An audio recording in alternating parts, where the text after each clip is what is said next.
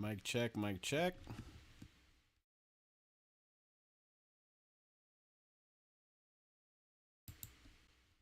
Are we good? Let's see the reaction from the chat. See if we got everything going.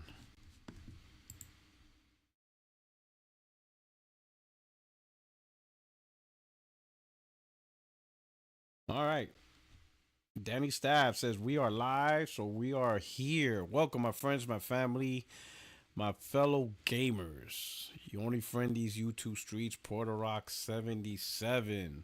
And we are back after a little hiatus. 60 Frames No Like podcast, back with the crew.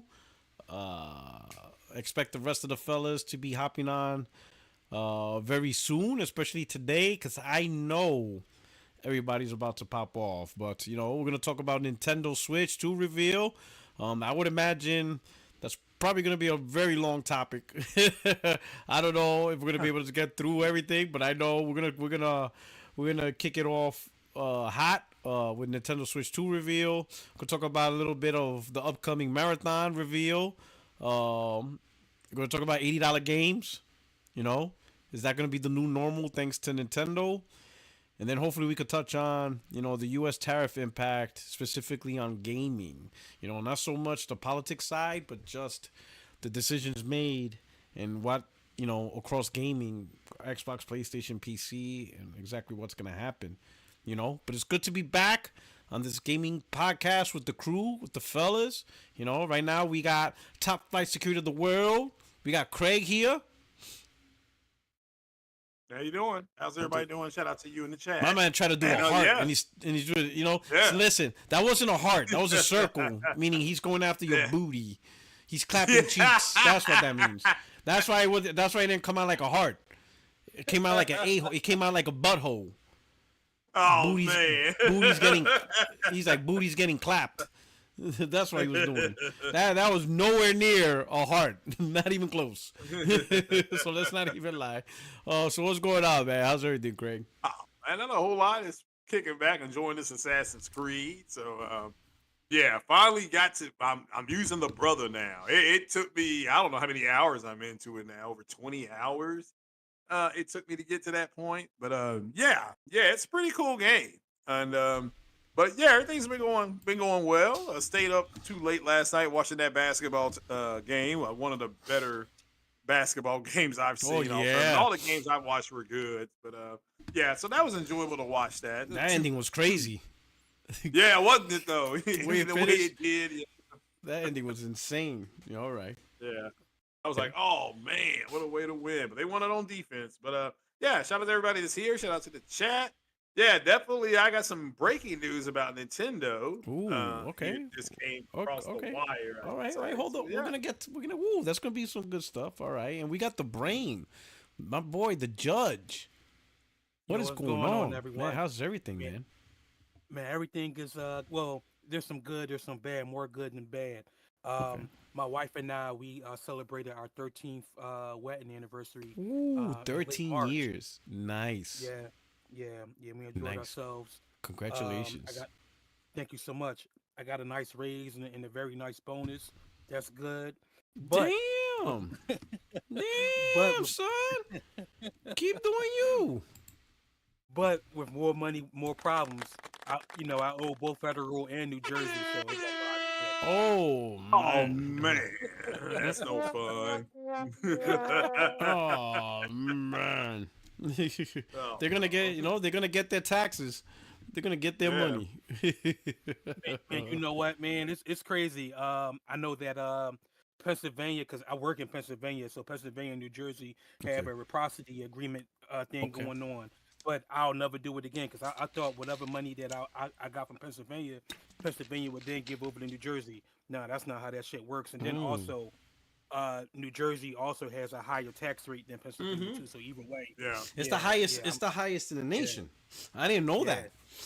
Yeah. That was like a question. Say which state has the highest tax rates in the nation, and I'm thinking California, right, or New York. They said Jersey.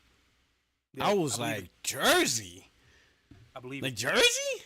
Really? Jersey. That's the last place I would think that have the highest rate of taxes. It's like, and you know what's the funny part? No one really like complains about Jersey. Like I don't remember.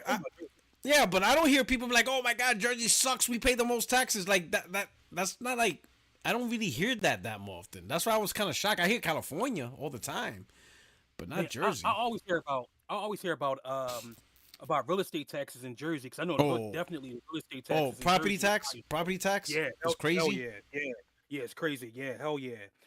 It's just crazy that because I did my best to stay in Pennsylvania in the Philadelphia area so that I can keep everything as far as my my gun more so my gun license. Yeah. But the problem was 4 years ago when we were looking for a house because at that time my family was grown, so I needed a bigger house anyway. Yeah. The amount of money that people wanted in Pennsylvania, they wanted either $50,000 to $100,000 more to get the same type of house in Jersey. I was like, yo, I'm not giving you that much more money just because you're asking for it. Fuck you. No. I'm gonna go over to Jersey. Oh wow. Here I am. Okay. All right. Hey. Yep. Okay. So it is. But I'm glad you're here. I know the last time a while ago you were sick, but it sounds like you're better now. Yes, sir. Okay. I am. Yeah, I don't got the flu no more. Well, absolutely. Got over it, right? But I'm glad you're back. I'm glad you're here. Thank you. Yeah, your false brother told me he wished I get diarrhea, which I actually thought was funny. My false brother, yeah. I had to break out the secret. I had to tell the truth. Everybody's disappointed. They said that like the people were saying that's the equivalent of Luke finding out Darth Vader was his father. They're like, oh my God! It was like it was like a shock in history. Everybody's like, what? Yeah. Doc's not your brother? Yeah. What? You traitor! You liar! We've been bamboozled, yo. It's just let us stray and run them up. Yeah. Oh man, it was a shocking moment in gaming. That was the Luke, I'm your father moment in gaming. That would be recorded in gaming forever. But anyway, I'm glad you both here. We should be having hopefully, Jada will be here. Hopefully, Extreme will be here, especially Extreme, because I know they want to go in on whatchamacallit on Nintendo. I'm surprised they're not here right now, ready to start a war. But anyway, we got the crew here. We got the people here. We got the chat. I want to thank everybody in the chat. Thank you for checking us out. Don't forget to hit the like button. It's going to be a great show because, wow, the topics, right? So we're going to kick off with J. Rowe as a member. Welcome to 60FNL family. Thank you so much, J. Rowe. I'm glad, you rocking with the crew. I truly appreciate it. Thank you so much. And we got Glassdoor Gamer with the super chat. It says, I'll send some non-tariff consoles from Canada. Yo, this is this is crazy, man. But wait, we're gonna kick it off with start hard. We're just gonna go hard. We're gonna kick it off with Nintendo. So, oh yeah, Nintendo last week in their Direct unveiled the Switch 2. And during the Direct, they talk about some new features and some stuff like that. When docked, can support 4K, 120 frames, VRR, pretty much the standard spot, right? You see some third-party games. You saw an exclusive from Software, Dust Bloods, it's all right. But during the Direct, they didn't announce pricing on anything, right? It wasn't until after Direct where the official pricing of games and stuff came out.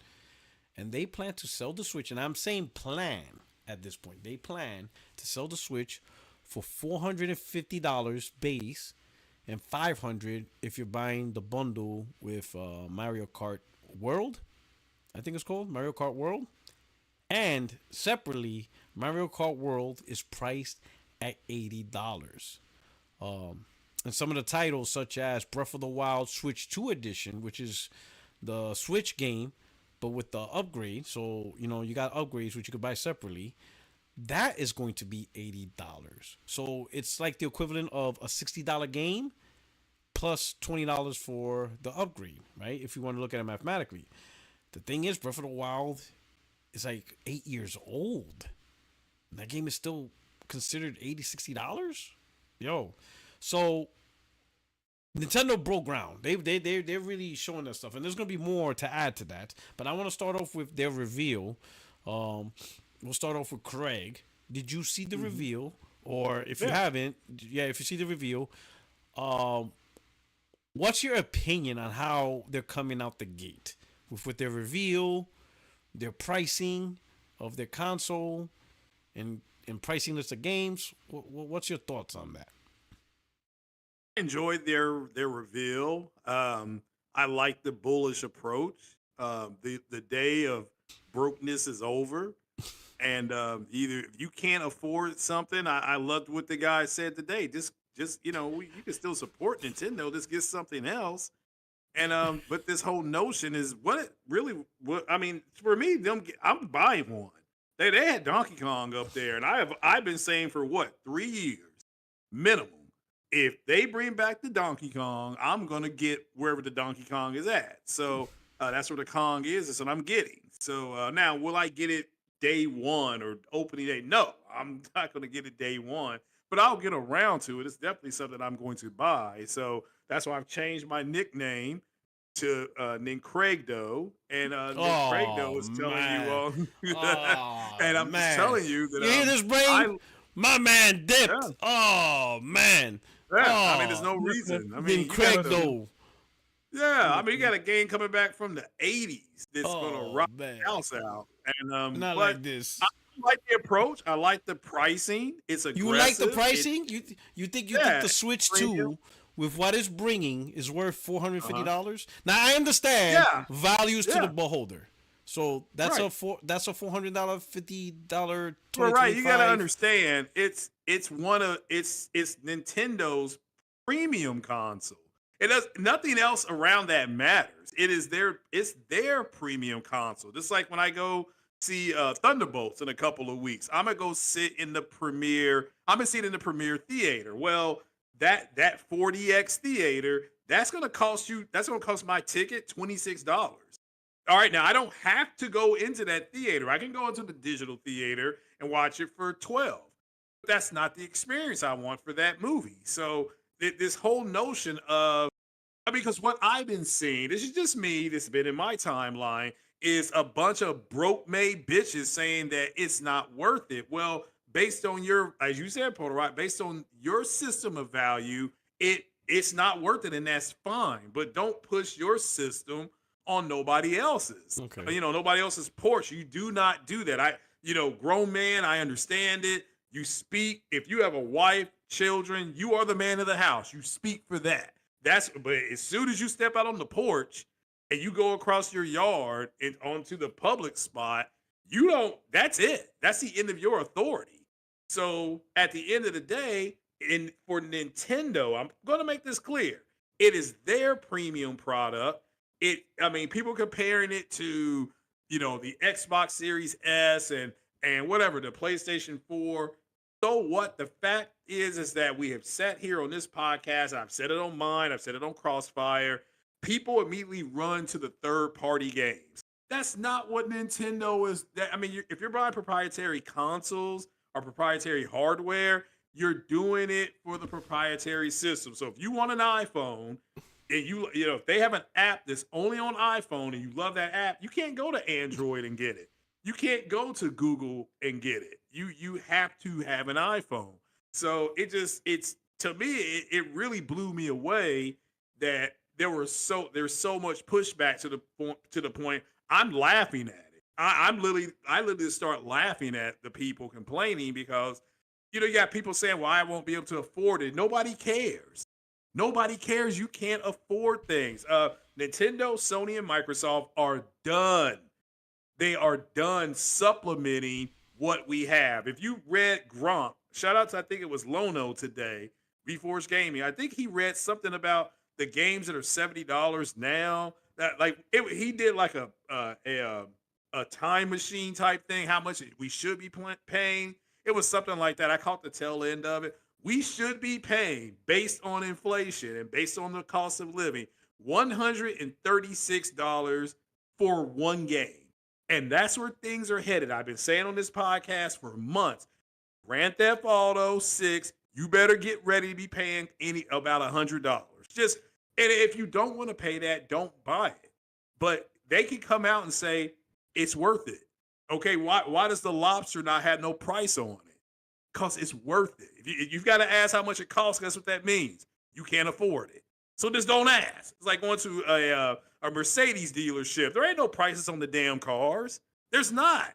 Because if you can't, I mean, why do you want to know what the price is unless you can't afford it? So it's just if you can't afford it, just like I said the other night, the reason why I looked at the new LG TVs, the G series, and I looked at them and like, God, that's a nice television set. I really want one, but I can't afford it. So I'm just, guess what? I'm not going to get one. And I didn't lose no sleep over it and start crying like these guys are. And these are grown men crying because they can't afford something. Well, go get your money up.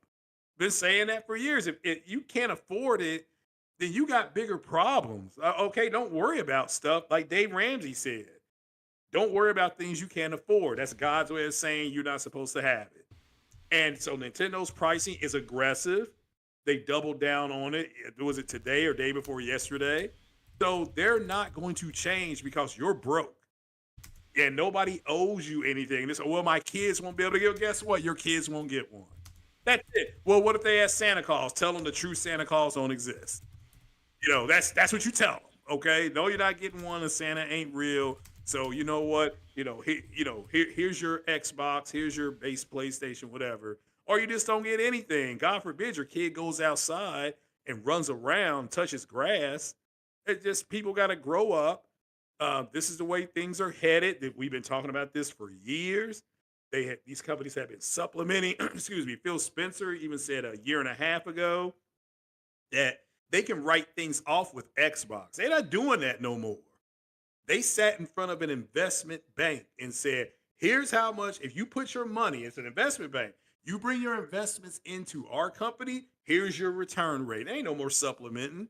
I think Porter Wright, you have said that the PlayStation 5 Pro, that's people were screaming about the price. Well, guess what? It's proprietary. And it's if you want the best version of the PlayStation games, you buy the Pro. That's all there is to it. We saw with The Last of Us Part 2, which is 5 years old, that game was running like trash on PC. Again, Pro outperforming the high-end PCs. So again, I'm not going to tell you not to spend thousands of dollars on a 4090 or 5090 or 97 XT, whatever it is, whatever those things are. But don't get upset when people just tell you all to grow up. Grow up. Not everything is meant for you. There's a major sense of entitlement that I've been seeing in my timeline for people who if you can't afford it, it's okay. I mean, I get it. Your mom told you were special. Your dad told you were special. They lied. What are they? You're their son. What are they supposed to say? You're trash. You're not special. You're just a number. My PlayStation You are has trash. my PlayStation has a number on it, like CE dash something. That's all I am to Sony. That's it. So it is what it is. Sony doesn't care about me. All right, let me get the brain right now. So what do you think about Switch 2 reveal and pretty much like the 450 price point and $80 games, potential $80 games price range? I do think that Nintendo is drawn with the $80 games. The only thing that I can think of that they would have an excuse for is, going back, since, we're making comparisons back to the 90s and 80s when, cartridges, the price of putting a game or manufacturing a cartridge and putting a game on it was much higher than it was to do for a CD. So I'm thinking maybe the cost of memory went up. But then also, secondly, it's also inflation. So those are the two things that I'm thinking that I am thinking about it. Um, if Nintendo games are $80, I wouldn't be surprised if that if that then segues over into Sony with them charging $80 or just about every game manufacturer charging $80. I'm gonna put it that way. I'm just not gonna put it as Sony. So I do look at that suspiciously, minus the 2 points that I just stated. But as far as the Switch itself being $450, I'm not really mad at it. I mean, it's a new product. Nintendo was never. Well, I want to take that back. for the last couple of generations, Nintendo has been selling their product not at a profit. So I'm assuming if they selling it at $450, they are going to be making a profit.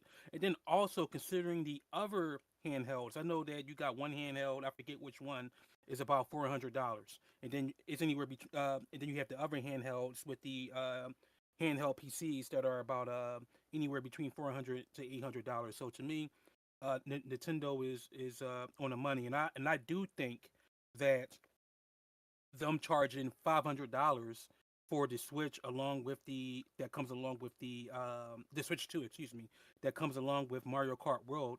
To me, that seems like a deal, especially if I was to buy that separately, is $80. I disagree with Craig as far as people getting their money up and stop being broke. Um, to not so much that I get what his point is as far as, and maybe I'm being nice here. To me, gaming was always a luxury was always a luxury. It was never a necessity.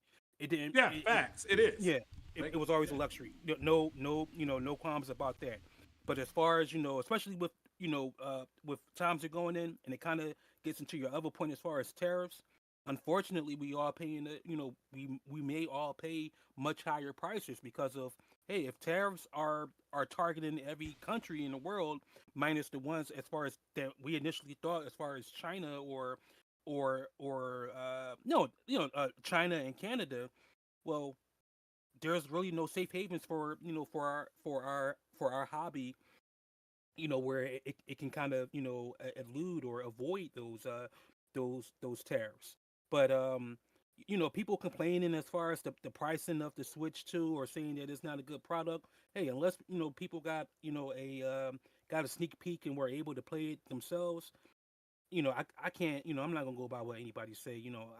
I would wait until the Switch 2 actually comes out, and then I'll make then I will make come to an informed decision or an informed conclusion for myself to say, is it worth it or not worth it.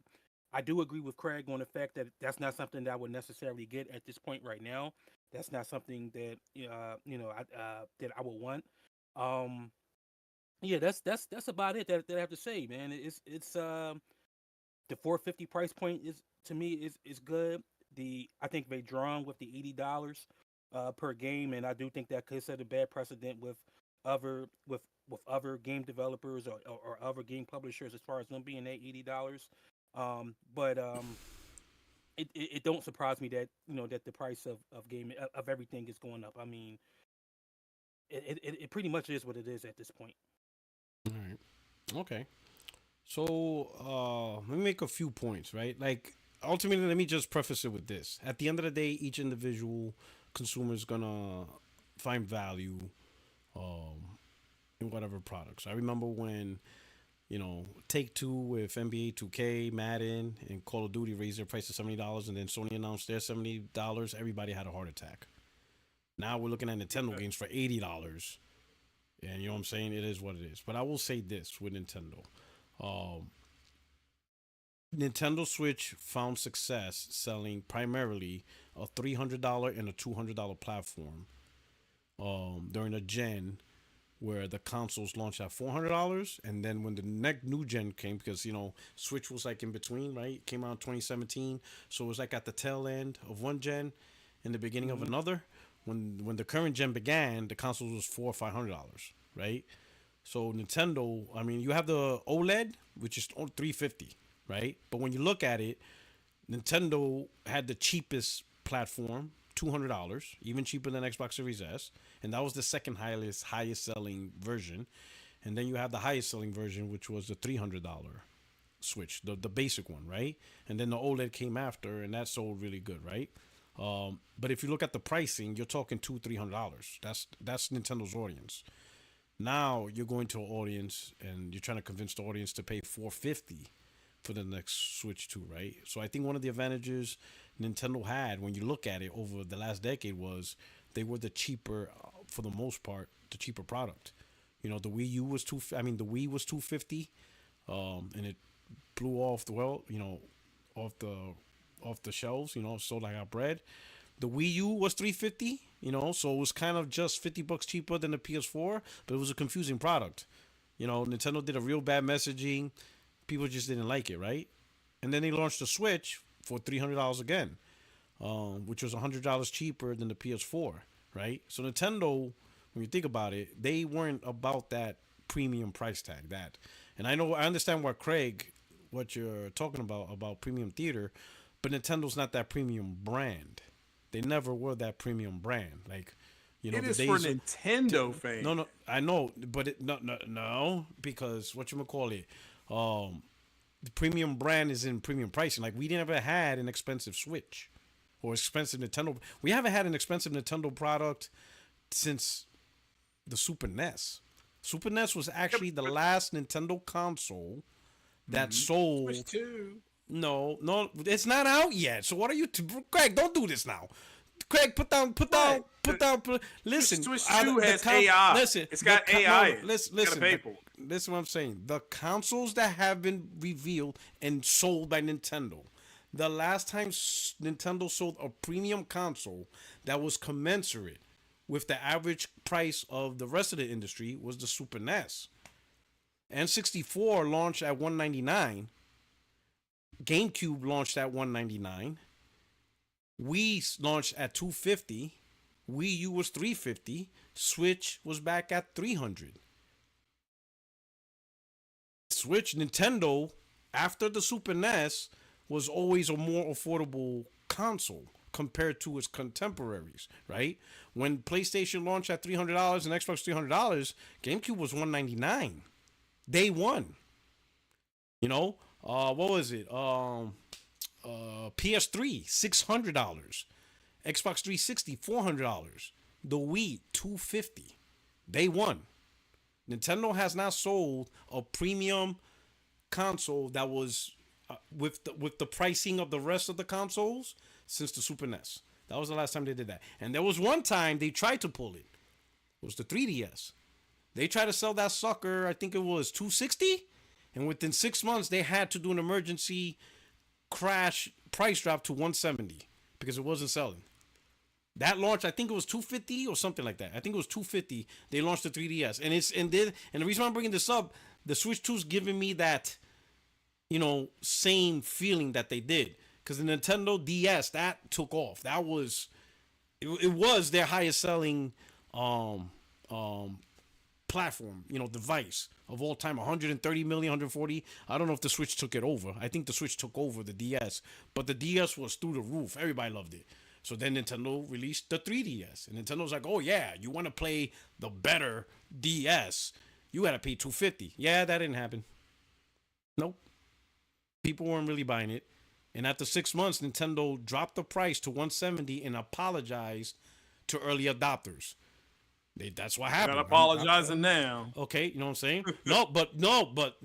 What I'm saying is the market, listen, the real people is the market.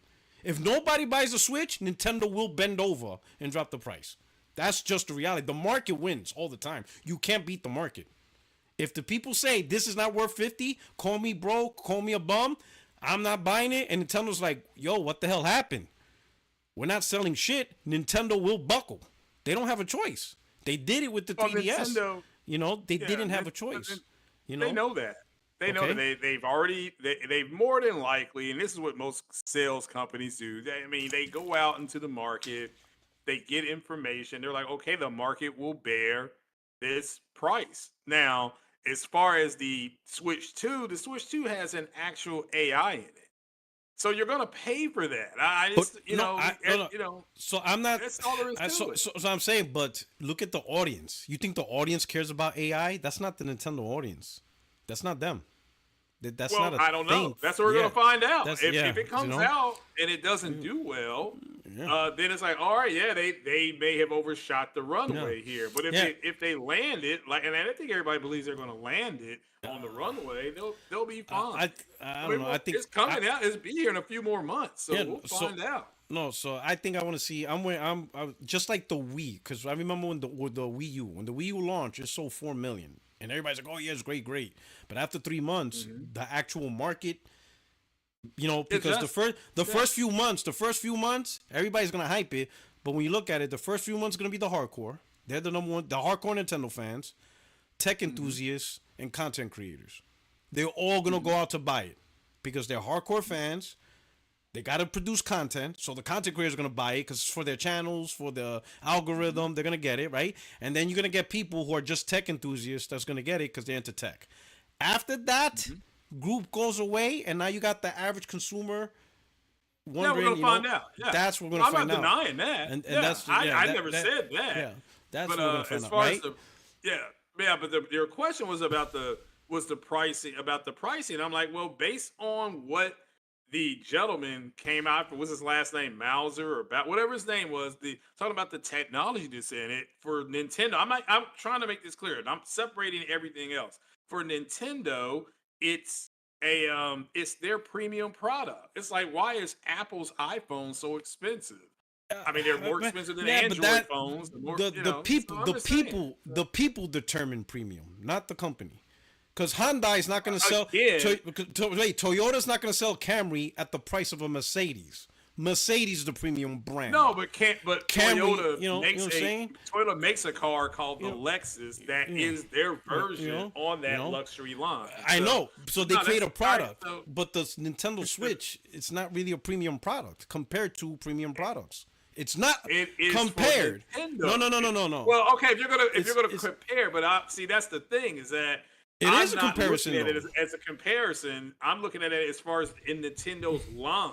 But that's not how the consumer works. The consumer, like, if you're gonna sell this, are you doing what you're doing with other products? Now, I think Nintendo. I think at the end of the day, Nintendo survives on its first party because that's really what it's about.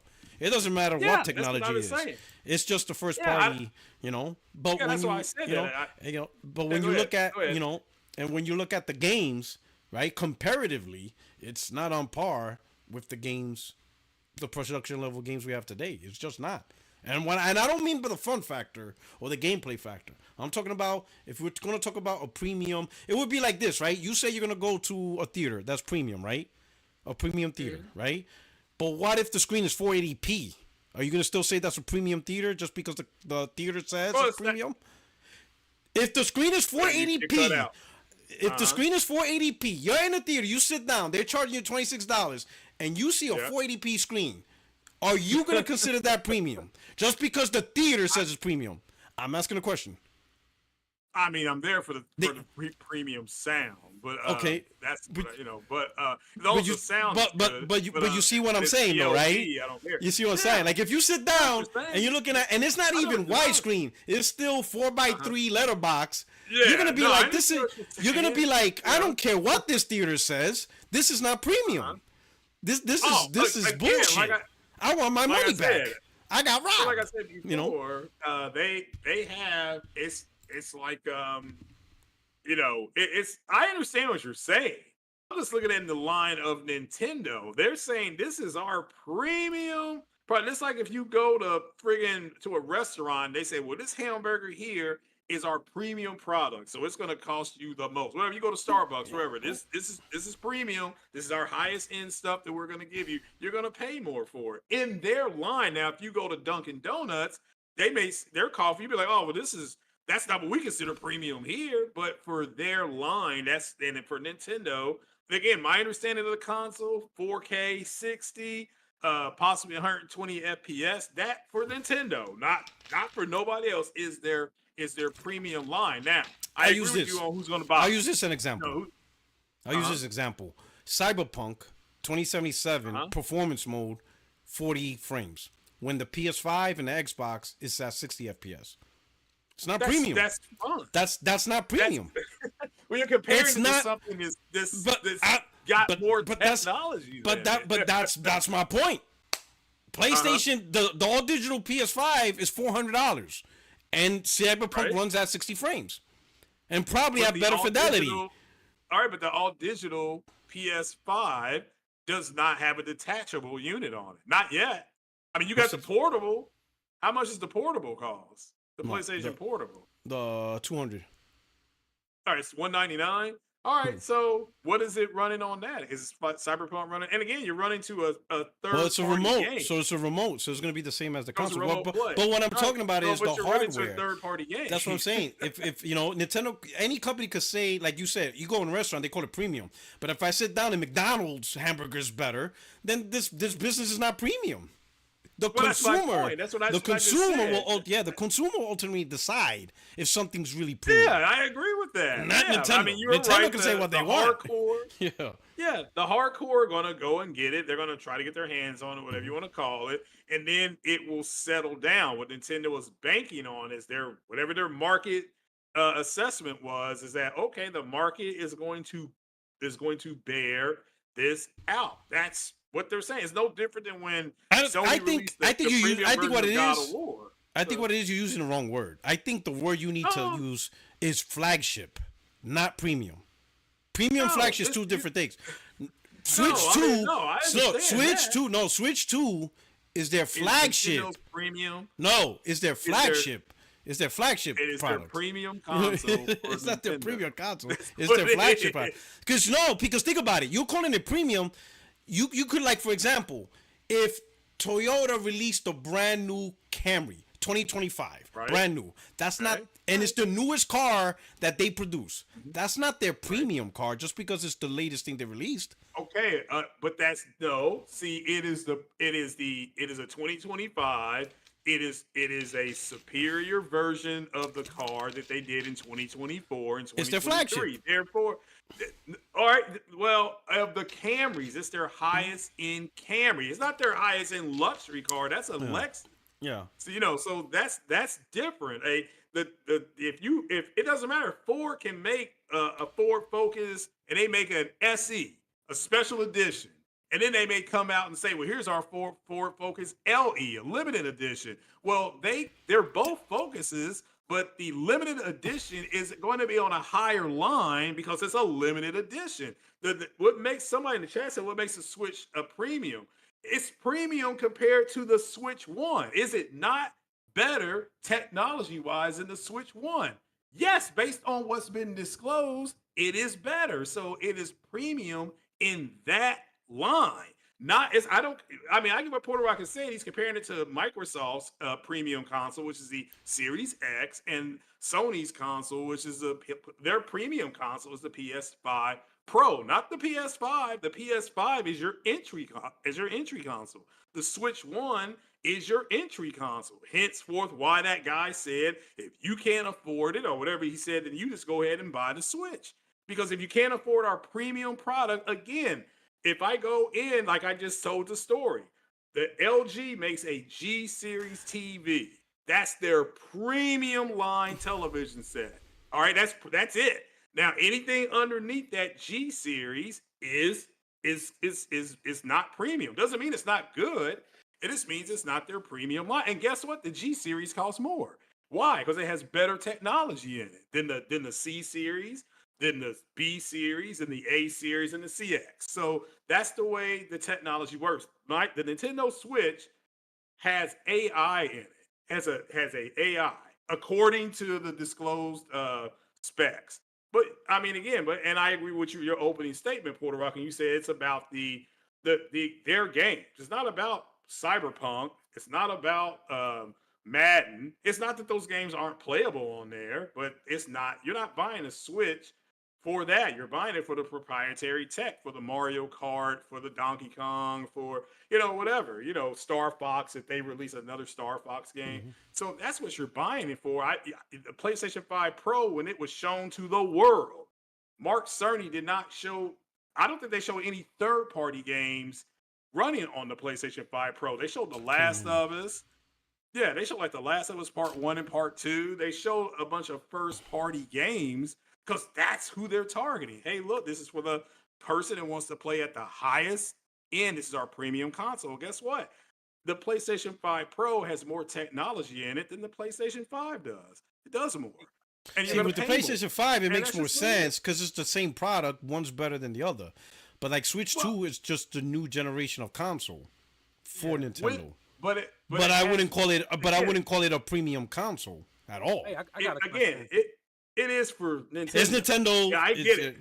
it's Nintendo's if you want to call it flagship, you can. I call it their premium console. But if you want to call it their flagship, we have to wait and see. Yeah. And if it's a flagship, if it outsells the Switch, then it becomes. Let me ask you this. Ford. They have a 2024 Mustang Cobra. 2025, they release a brand new Mustang V6. They haven't released the Cobra yet. Would the V6 now be the premium Mustang? Even though the 2024 Cobra will smoke it in every. So is the V6 because there's I say that. I'm asking. It's all right. The V6 okay. A 2024 V8 Mustang Cobra, brand new. Right. I mean, 2024. Right. Then Ford releases the 2025 Mustang, but they didn't release a Cobra model. They only released the V6 Mustang. Regular V6 Mustang. The V6 is that the premium Mustang? What? Because it's 2025. No. What else does the 24 have in it? It's a Mustang. It's a Mustang. Okay. It's a V8. Right. Smokes it. Right. No, I understand. Let's say it's a GT 500. 500 horsepower. Yeah. So you're telling me the V6 because it's 2025 is the premium Mustang because it was made in 2025? It's their latest Mustang, brand new off the mint. What else does it have in it? What? It's just the same thing, leather seats, AC, all that stuff. So all they did was switch out the edge. Yeah. Yeah, that's what they do a lot of times. It's 2025.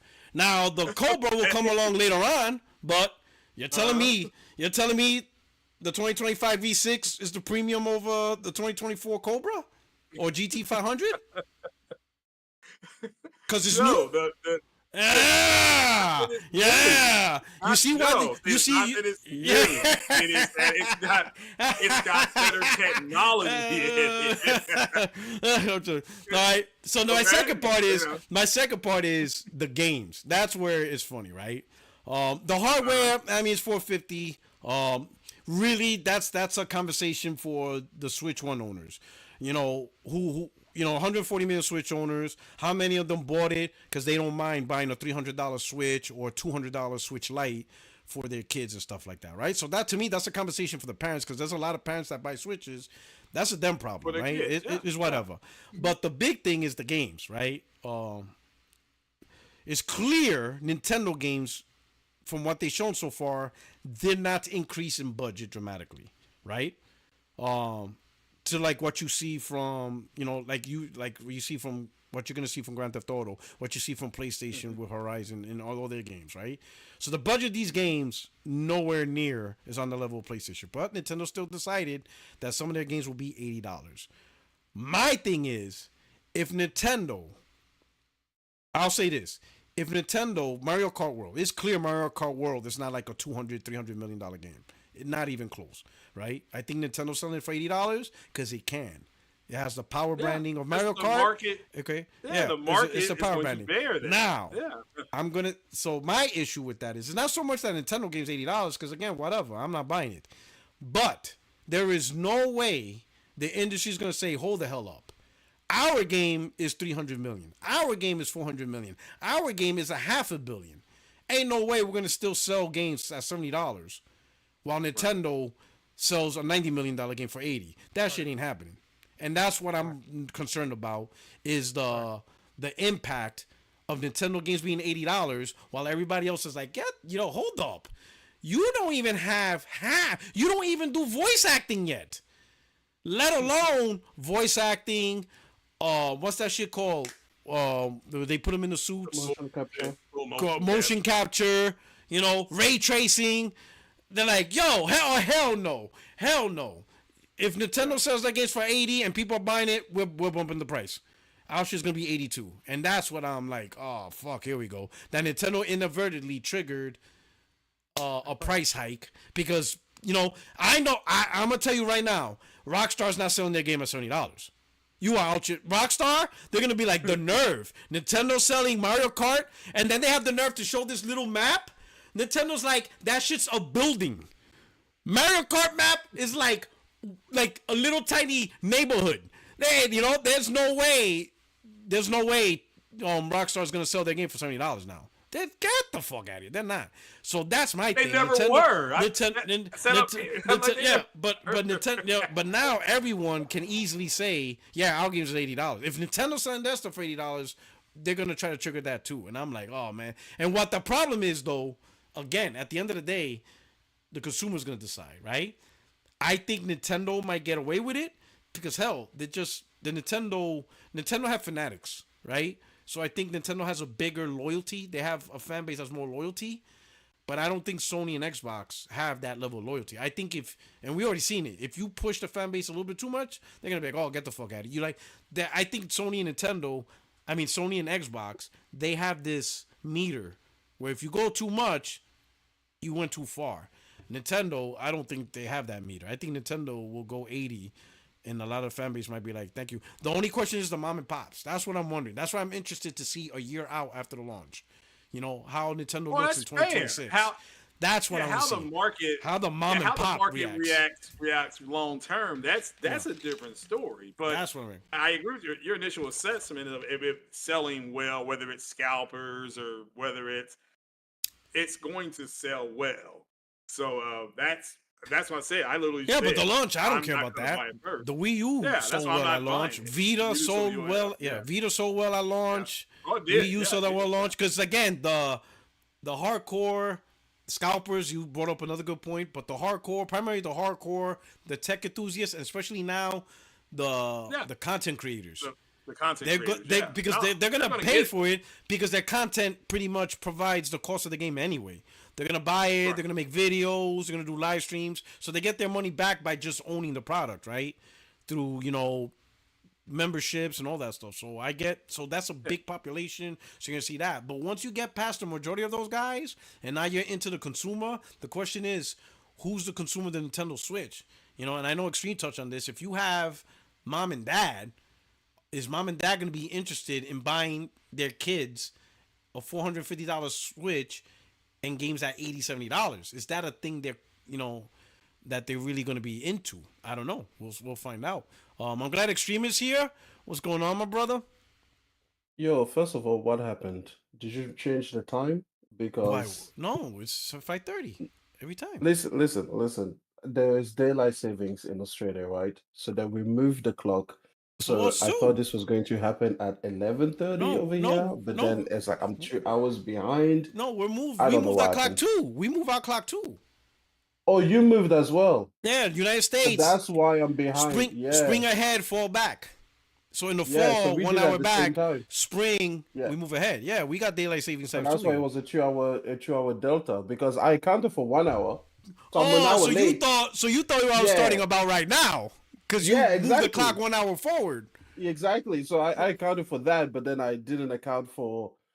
Oh my goodness, does it too. That's crazy. That's crazy. I forgot that you guys also have daylight savings. I don't know why we do that. As a world, we should just reject that thing. I don't understand. What is that 1 hour? You know what? That's a whole different topic. I don't know what that 1 hour. I understand why it does. happens. I just think I just think the pros outweighs the cons. Like it's so annoying. That's the thing. I understand why it happens. I just don't agree with it. And there's some countries don't do it. So it's like. Yeah.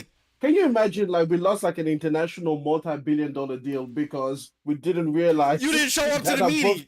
Yeah, exactly. You're just like you didn't show up to the meeting. Crazy. I'm like, bro, Extreme. Now we got a 43% tariff because of your ass didn't show up to the meeting. Exactly. That's it. You didn't show up to the goddamn meeting with Trump. So Trump saying 50% tariff. He said you'll be taxed 104%. That's probably what happened with China. All right. Oh man. We're gonna talk about that. Let me go through the super chats real quick. We got some good engagement for the community. We got Gordo P23. He says 60 frames no lag is back with our host and our only friend these YouTube streets. Of course, man. It's good to be back, Gordo. Thank you so much. Emperor. Oh, here we go. Emperor Baron. He says, P-Rock, don't even try to downplay Switch 2 incredible power. Switch 2 games already beating Series S and PS5. Hybrid power. Stop lying with the PS5, bro. Stop lying. These dudes are lying. Already beating PS5. Fucking Emperor, bro. Jimmy Harrison. Good to see you guys, man. Thank you for the super chat. Thank you so much, Jimmy. And thank you for hitting me up. Flaffy 1101 with the super chat. He says Craig is trying hard to be contrarian again. Shut the fuck up. No, I'm not. Oh man, you pissing people off, No. man. They better get over Yo, it. Flaffy, Flaffy didn't like your spiel. I mean, the same people last year were saying, "Well, Grand Theft Auto Rockstar is not going to do that with the price." Now the same people were in the chat saying, "Well, now I'm expecting." Like I said, If you watch 2001: A Space Odyssey, I'm the monolith. You're the chimpanzee. Okay, that's what you are in the chat. That sounds racist. That sounds racist. I don't know why. No. It just sounds racist. I don't know about you, chat, but that just sounds racist. That just sounds racist. Nah, if you know the movie, you know what I'm talking about. We got Liquid Data. Thank you for the super chat. My take, buy it or don't. Last Nintendo I had was the 64. I'll be honest, the last Nintendo, I ain't gonna lie, I bought the Switch, right? But I bought it for my wife. But the last Nintendo I bought for me, that I wanted, was the GameCube. I went out, day one, it was raining in New York, pouring as, I was there at the launch. That was the last time I was eager on getting a Nintendo product for me. After that, I was like, the fuck? All right, we got Algerian, member for 11 months, compared to current Switch 2. I mean, I get it. I get the whole power difference, right? J Hart, thank you for the super chat. We all be broke soon. I just put eggs on layaway. This is hold on. Speaking of layaway, I got this from Nintendo. With Chase Bank, I think it is. It's either Chase Bank or US Bank. They've got a layaway program. I think it's called the SDC program. It's Nintendo SDC, and it literally stands for Spread Them Cheeks. So that's, you can't afford it, you can go and spread them cheeks, and you can go ahead and get your one. Yo, fucking Extreme put a smirk. He's like, this guy, bro. We got Raji. Nearly a month without this. I'm just God, like, it felt good, right? It felt good not hearing about booties being spread, right? Oh man, that was a good time. We're back, man. You felt relief, didn't you? You felt relief, didn't you, Extreme? Like, man. Listen. I just came on the podcast, and this is the podcast with men on. It's good to He's like, man, it's good. We got 2 weeks off from hearing man on man essay, but now we're back. We're back. Oh man, we got Raji. Thank you for the super chat. Says Craig is confusing flagship with premium. Thank you. No, I'm not. No, that's it. Two people. Listen, two people agree. What's the argument? There's an argument. Whether they should be using, Craig should be using the word premium or flagship product. Right? He's calling the Switch 2 is Nintendo's premium product. Simply because it's that 3. Listen, that's it. We won. Boom. Flagship wins. 3 people. I mean, it has to be the flagship. The flagship just means the best they have to offer. It is the best they have to offer. Yeah, but it's not premium. It doesn't matter whether or not it's good. Yeah, it doesn't. Yeah, no, it's not premium. It's not the premium product. It's not flagship. It is their flagship. No. Wow, I come back and I'm already winning. I'm already winning. Listen, I win all the time. That's what I do. I'm good at winning. We're winning so much that I win. It's just, I can end the podcast right now and we win. You guys don't have to watch the podcast no more. You won. You win. We winning. See, I told you. You used the wrong term. Flagship. No, the thing is, because flagship is their best product. Company. Yeah. Yeah, flagship is subjected to a company. Premium is kind of like subjected to the entire industry. Like whether or not it's premium within the market, but like I could start a low cost, like I don't know, pen brand, and then I sell my pens for $1. That's my flagship product, but it's not a premium product at all. It's just a low volume Temu, whatever it is. But then if I start a same pen brand and I sell it for 1,500, it might not even be my flagship, but it's still a premium. Like my flagship could be 3,000, but yeah, premium is just it'll be in the market. It will cost a premium. I don't think it'll be flagship until if Switch 2 comes out and surpasses Switch 1 in sales, then it becomes their flagship. No, flagship is just the best they have to offer, no matter how much. They could sell one of them. In fact, they could sell none of them, and it will still be the flagship product. It's just what they have to offer. Well, it'll be their premium. If they could come out and just sell, you're right, they can sell Zip. It'll be their premium console. It's not. a flagship is your. It's the flagship, but it's not the premium what it console. becomes. Yeah, like you said, it's premiere. Like what's called Crisis Core saying it's premiere. Yeah, I mean, that's just throwing another term unnecessarily. But yeah, it's like I said about the LG TVs. Their flagship TV is their G series. It's all Well, in case it's their G series, their highest end model, is the G series. But it's at the consumer level anyway. Yeah, that's their highest end. So yeah, like I said, within their own market. Now, Samsung is the they got the flagship stuff because they're the lead. They dominate the market at like 70%. So, but yeah, I understand what you're saying. I mean, I don't. I mean, I disagree with it. It's 3-1, dog. You lost 3-1. That's how. That's 3-1. The majority wins. The majority. Tommy Bull, thank you for the super chat, Tommy. And this is Tommy Bull number 2. Would be funny if GTA 6 is 70 and Mario's 80. I just don't see that happening, man. Now, I just don't see Rockstar selling the games for $70. I just don't see it now. It would be crazy. Gordo P23. We've been saying that for years. Okay, been saying that for over a year. No. Some people, there was talk or whatever, but Nintendo now selling games at $80. Now it's like Mario Kart $80, but Grand Theft Auto 6 at 70. I just don't see that. I would be shocked now if they don't sell it at $80. I will absolutely be shocked if GTA 6 is not $80. Not that I'm hyping for it, but I'll be shocked now if they still release it at 70 while Mario Kart is 80. Can we be honest? Crazy. If Mario Kart can sell at 80, GTA 6 should sell at 100. At that point, yeah. I mean, but I said that already. Yeah. Let's get it ready. I mean, like, put your money on the gift card, get it ready. Just saying that. Gordo P23, Craig, what makes the Switch a premium device? Again, within its line of Nintendo, it's their premium console. It's all Switch 1 is the flagship. That's the top selling Nintendo console, I think, maybe ever. I can't remember. I don't really remember that. Somebody can look into that.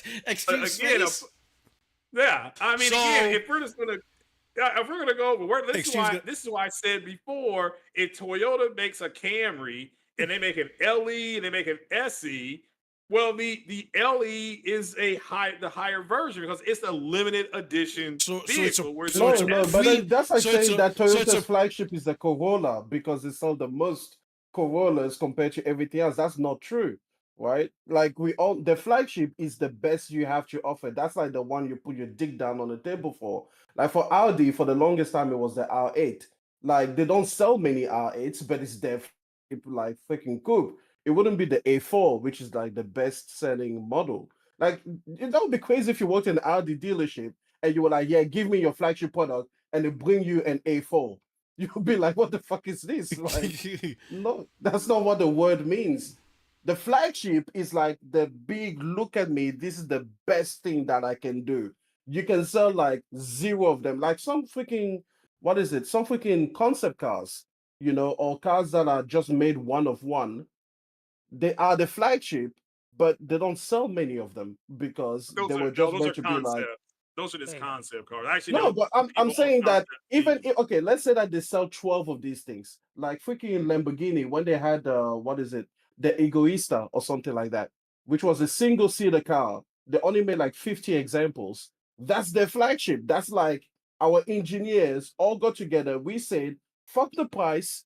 Forget anything. You want titanium? Put it in there. You want fucking moonrock? Put it in there. You want platinum? Put it in there. You want diamond windows? Put them in there. We don't give a fuck. Give us the coolest, greatest, craziest, bestest, estest thing you could ever do. And then you turn around and you're like, yeah, the Volkswagen Tiguan is actually Lamborghini. And the PS5. The PS5 is Sony's flagship console. No, the Pro is the flagship. No, the Pro is their premium in that line. Good grief. Okay. Yeah, I don't premium in that line. You're so wrong arguing with me. Like, the hell, man. Okay, which is the flagship? The iPhone Pro Max, whichever the latest generation is, or the base model that sells the most? It's the opposite. Which do you call the flagship? The flagship is, again, the one that sells the most. This is our flagship phone. The That's base. what flagship means. And again, the premium version Pro of Max. the Max.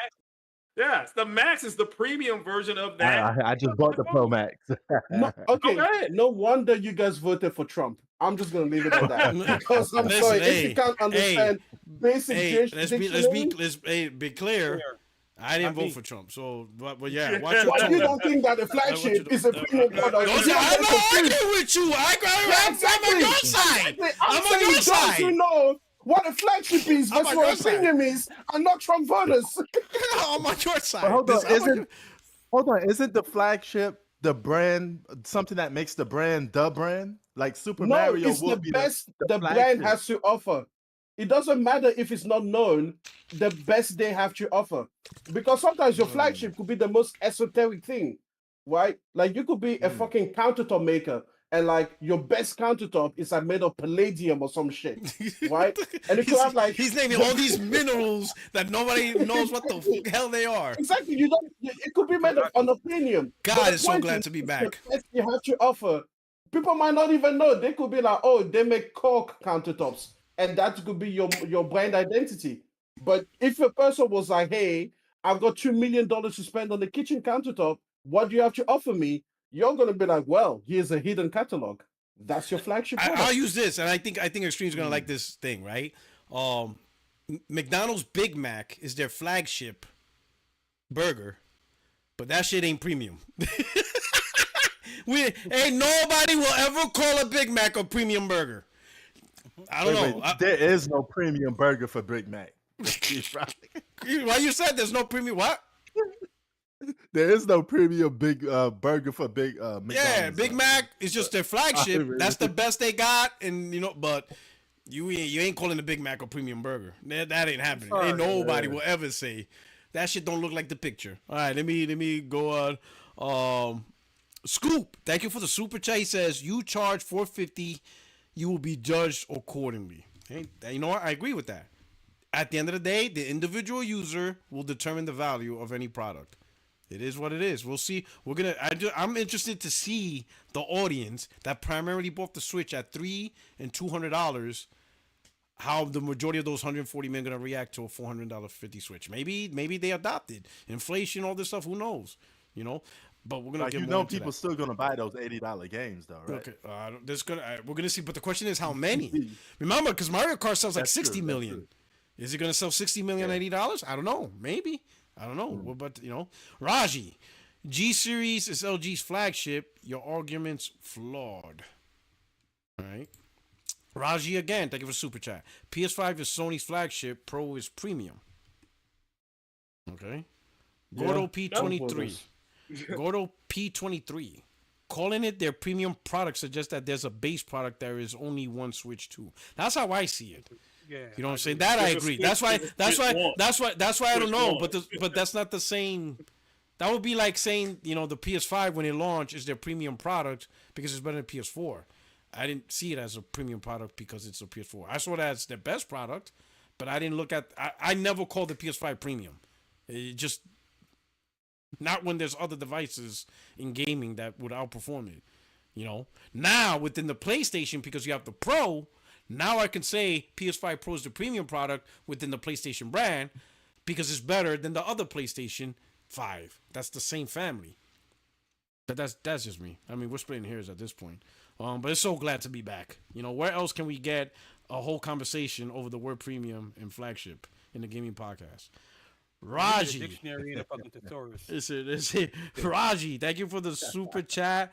Condolences to you and the family. Wish you and the family the best. You were missed, but your absence was understandable. Hang in there. Welcome back. Thank you very much, Raji. I really appreciate it. It's good to be back. It's good to hang out with the fellas. It's good to hear Craig talking about Craig talking about clapping cheeks and I just love when Extreme talks about all these premium products all around the world that I never heard of. It makes me. Don't you guys feel poor? I feel poor around Extreme because he talks about the Peugeot, the Bugatti. He talks about cars. I'm like, I never heard of them motherfuckers. Man, I'm broke. I'm not That cultured. Bugatti's a nice car. I'm just not. He talks about palladium countertops. I'm like, I need to step up my game in home decor. I don't know shit. Yo, listen. Unfortunately, the knowledge does not translate to the wallet. You know? Yeah. You just know about it. You ain't got it. I'm like, I am not cultured at all. There you go. Exactly. I just have refined tastes, but not refined purchases habits. I'm just staying here. I'm on the ground level of all of you guys. Yes. You're like, you got the taste for fine wine, but you're on the budget for beer. Mm-hmm. That's there you where go. you're at. I'll get my wine in a box. In a box. Oh man, I remember my wife went through that phase.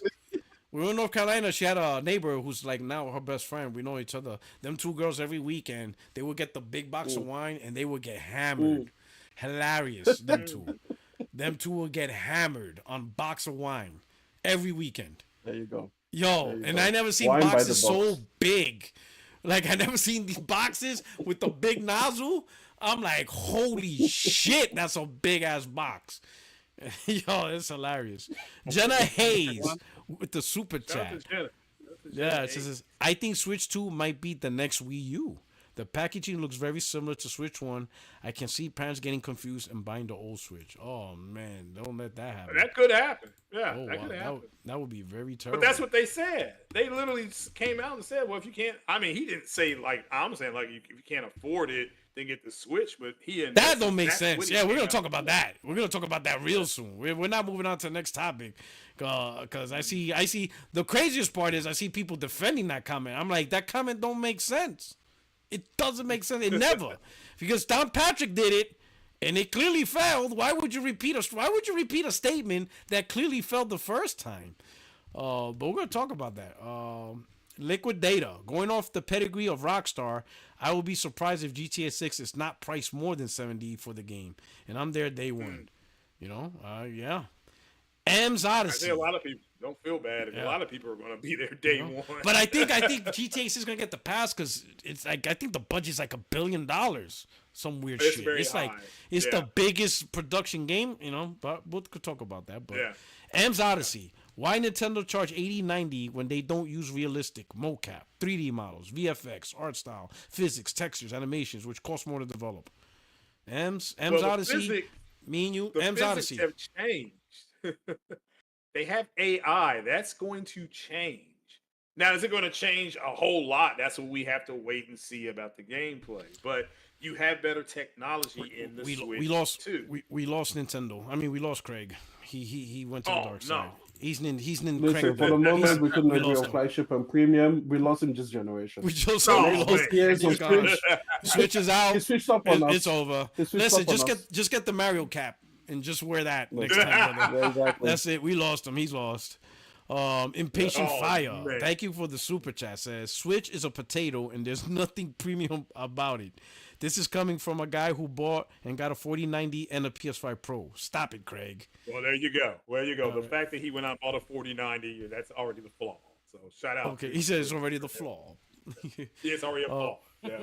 Raji, thank you for the super chat. Says don't forget you can buy the most expensive BMW and still have premium options. Flagship is not always the best, at least for me. Man, that flagship is not always the best. Yeah, flagship and premium is. Boy, who would have thought that would be the thing of this podcast? All right, now I'm gonna ask Extreme. I'm gonna jump to Extreme. All right, Extreme. Your thoughts. Give me your thoughts on Switch reveal with the pricing of $450 with what they've shown and games being up to $80. Give me your thoughts about it. Listen, I'm so sorry, guys, because I wasn't here part of the early thing. So if I retread old ground, I apologize, but I'll try to get through it quickly, right? So the very first thing about the Direct itself, right? As it was, I didn't think it was a particularly exciting show, but I didn't think it was a bad show. You know how sometimes your reveal isn't your best show, but it's like your second or third showing, once you already got the initial details out of the way. I thought, okay, so, this first thing, I think it would have been like a 7 out of 10, if I was, ranking it. But then it was very strange that they kept saying things like, oh, this will be a paid thing, but then they wouldn't say. So, for example, moments where I picked up on that, I was watching it the first time, and then they had the whole welcome tour, and then they say, "Oh, this will be a paid app," and then I was like, "What do you mean it's going to be paid?" And then they just left it. They just didn't say the price because I was like, "Wait, if it's going to be like I don't know, freaking $5, like why wouldn't you just say that?" But I think it's because they recognize somewhere deep inside of them that it's a ridiculous thing to be charging for a virtual instruction manual. Like, you know, it's a PowerPoint presentation of your instruction manual, which is cool, but it shouldn't be charged, especially when your competition, in Sony anyways, has done something much better, much bigger, I forgot and about that. much more actually of a game than this. So it is what it is. Then the second time was when they were showing the Switch 2 editions of games, which we're going to come back to because I think that's actually the worst thing out of everything. But when they said that, and then they say, "Oh, it's going to be a paid expansion," and I thought they would just automatically say, "Oh, it's going to be a $10 expansion." Why? Because Sony, as the market leader, has already established that in the mind of consumers. No, Hey, you get not this Nintendo. upgrade with everything else. Yeah, exactly, Nintendo's exactly. like, nah. So I thought. Then I thought to myself, "Wait, hold on. If it was $20. going to be $10, then you would have just said that." So the fact that you didn't say it means it's going to be more because there would be no reason. And if it was less, obviously you would say less, and people would be like, "Yeah, less than PlayStation." But basically, I'm like, wait, if the market has already established a reality, then you matching that expectation, you get no flack for that. People just be like, "Oh, yeah, fair enough." Especially because they had the extra phone app things and everything like that. So I'm like, you know what? Two people in the world are going to find that kind of interesting for 3 seconds. Sure. Like, sure. You're gonna get at least two. Yeah, Two people. listen, Yeah. while it might be interesting to Nintendo fans, these are things that the rest of the industry has already tried. I remember Battlefield 4, I think, had the second screen experience where you could see the map on your phone and everything like that. And I know it was like in the olden days, and things were not as seamless, but still, eventually they gave up on it. They didn't think to themselves, "Oh, let's refine it over time and let's make it better and better and better each time." No, they were like, "Nah, we just put that aside." So you know what? Cool, it's fine. And then the third time was the console itself, right? They've given you, they've gassed you up, they've done everything, and I thought they were going to do a PlayStation 5 style reveal, except they already revealed the console, of course. But still, at the end, like a final montage, a little graphical thing, get some music, put a lot of the memories up, and then reveal the console again, kind of like a second time. Like when your wife comes out and she's got a wedding dress on, like you see your wife all the time, but it's different seeing her with that wedding dress. So I thought, the price would be the dress on the console. Like, yeah, it's different now because boom, $400 or boom, 350, right?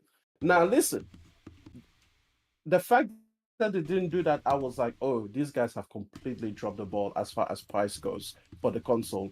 Because again, if it was going to be $400 or below, you would have just said it during the direct.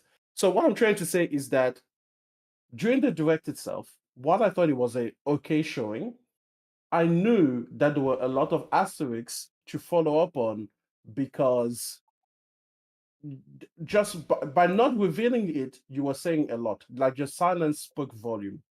So when it comes to the hardware by itself, I think that the Switch 2 makes a lot more sense as a Switch Pro than it does as a next generation Switch. My argument for this is that if it was a Switch Pro, it will mean that you will have 3 to 4 more years of this generation.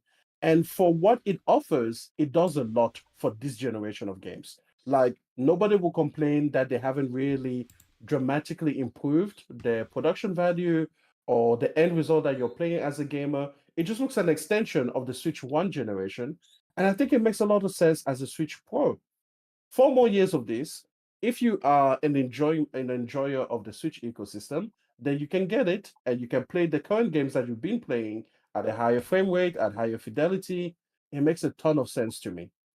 But as a next generation console for the Switch platform, I think it's a huge disappointment because now this is 8 more years of having something that is like the Switch 1 Plus.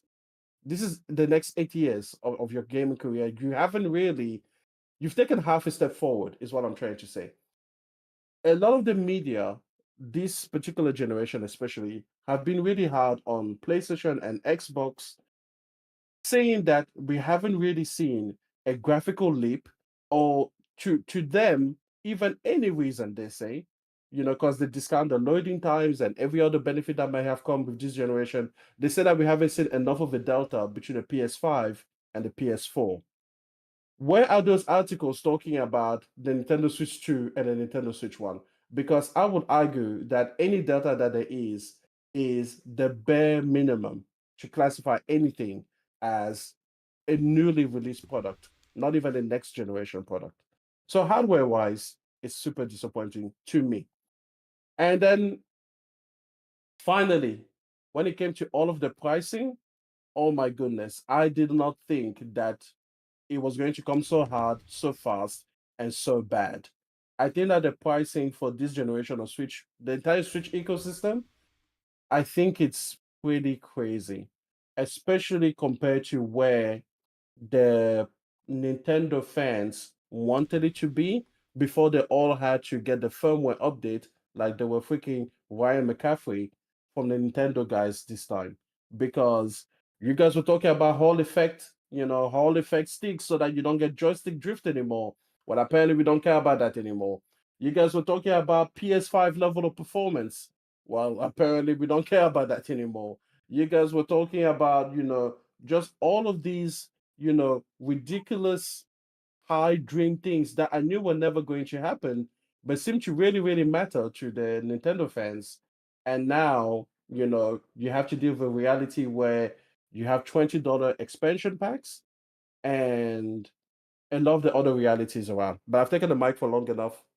Let me go ahead and give someone else All right, Hey, yeah, the chance. I got a you point. reminded me with the God, I forgot about that. The chats behind the paywall. You got to pay to chat. Yo, the chat has got is Yo, behind the paywall.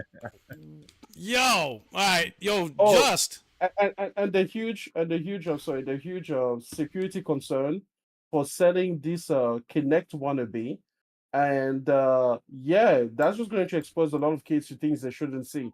And I don't care how many parental control they try to lay on with the app. I don't think that was a good idea whatsoever. Like, I just think that this is something that they thought, let's just do this on the cheap and the download so that people can pretend that there's something new and worthy here. But by the time that parents see their kids exposed to, the worst of things, they'll be like, yo, take this thing off. Hey, yeah. before Just Prince Mm. goes, can I just add something to what M said? Because M kind of took some. Well, he articulated what I had thoughts of, and you hit some good points. And this is and I think one of the points that no one's really talking about is the fact that with since the Wii U, I'll say with the Wii U, the Switch, and now with the Switch 2, I'm confused as to what generation of gaming they should be considered. And the reason why I say that is because of the fact with the Wii U, when it came out, it came to Porter Rock's point, that came out at the very tail end of the 360 and PlayStation 3 era. So it's like what I consider that Gen 7 or Gen 7.5 or even 8. Same thing with the Switch. It's the Gen 8 with the PS4 and the Xbox One, or is it considered Gen 9 because it's so late?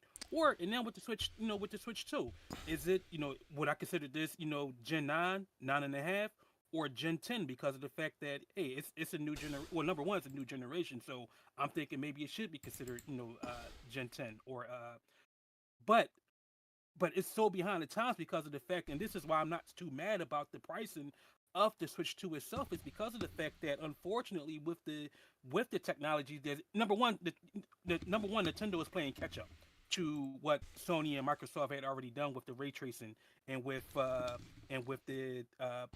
frame generation and whatever artificial intelligence or machine learning stuff that we currently have right now. So to me, that's why I'm not too surprised about the pricing. But then secondly, and you guys kind of hit on it, but you guys didn't say it.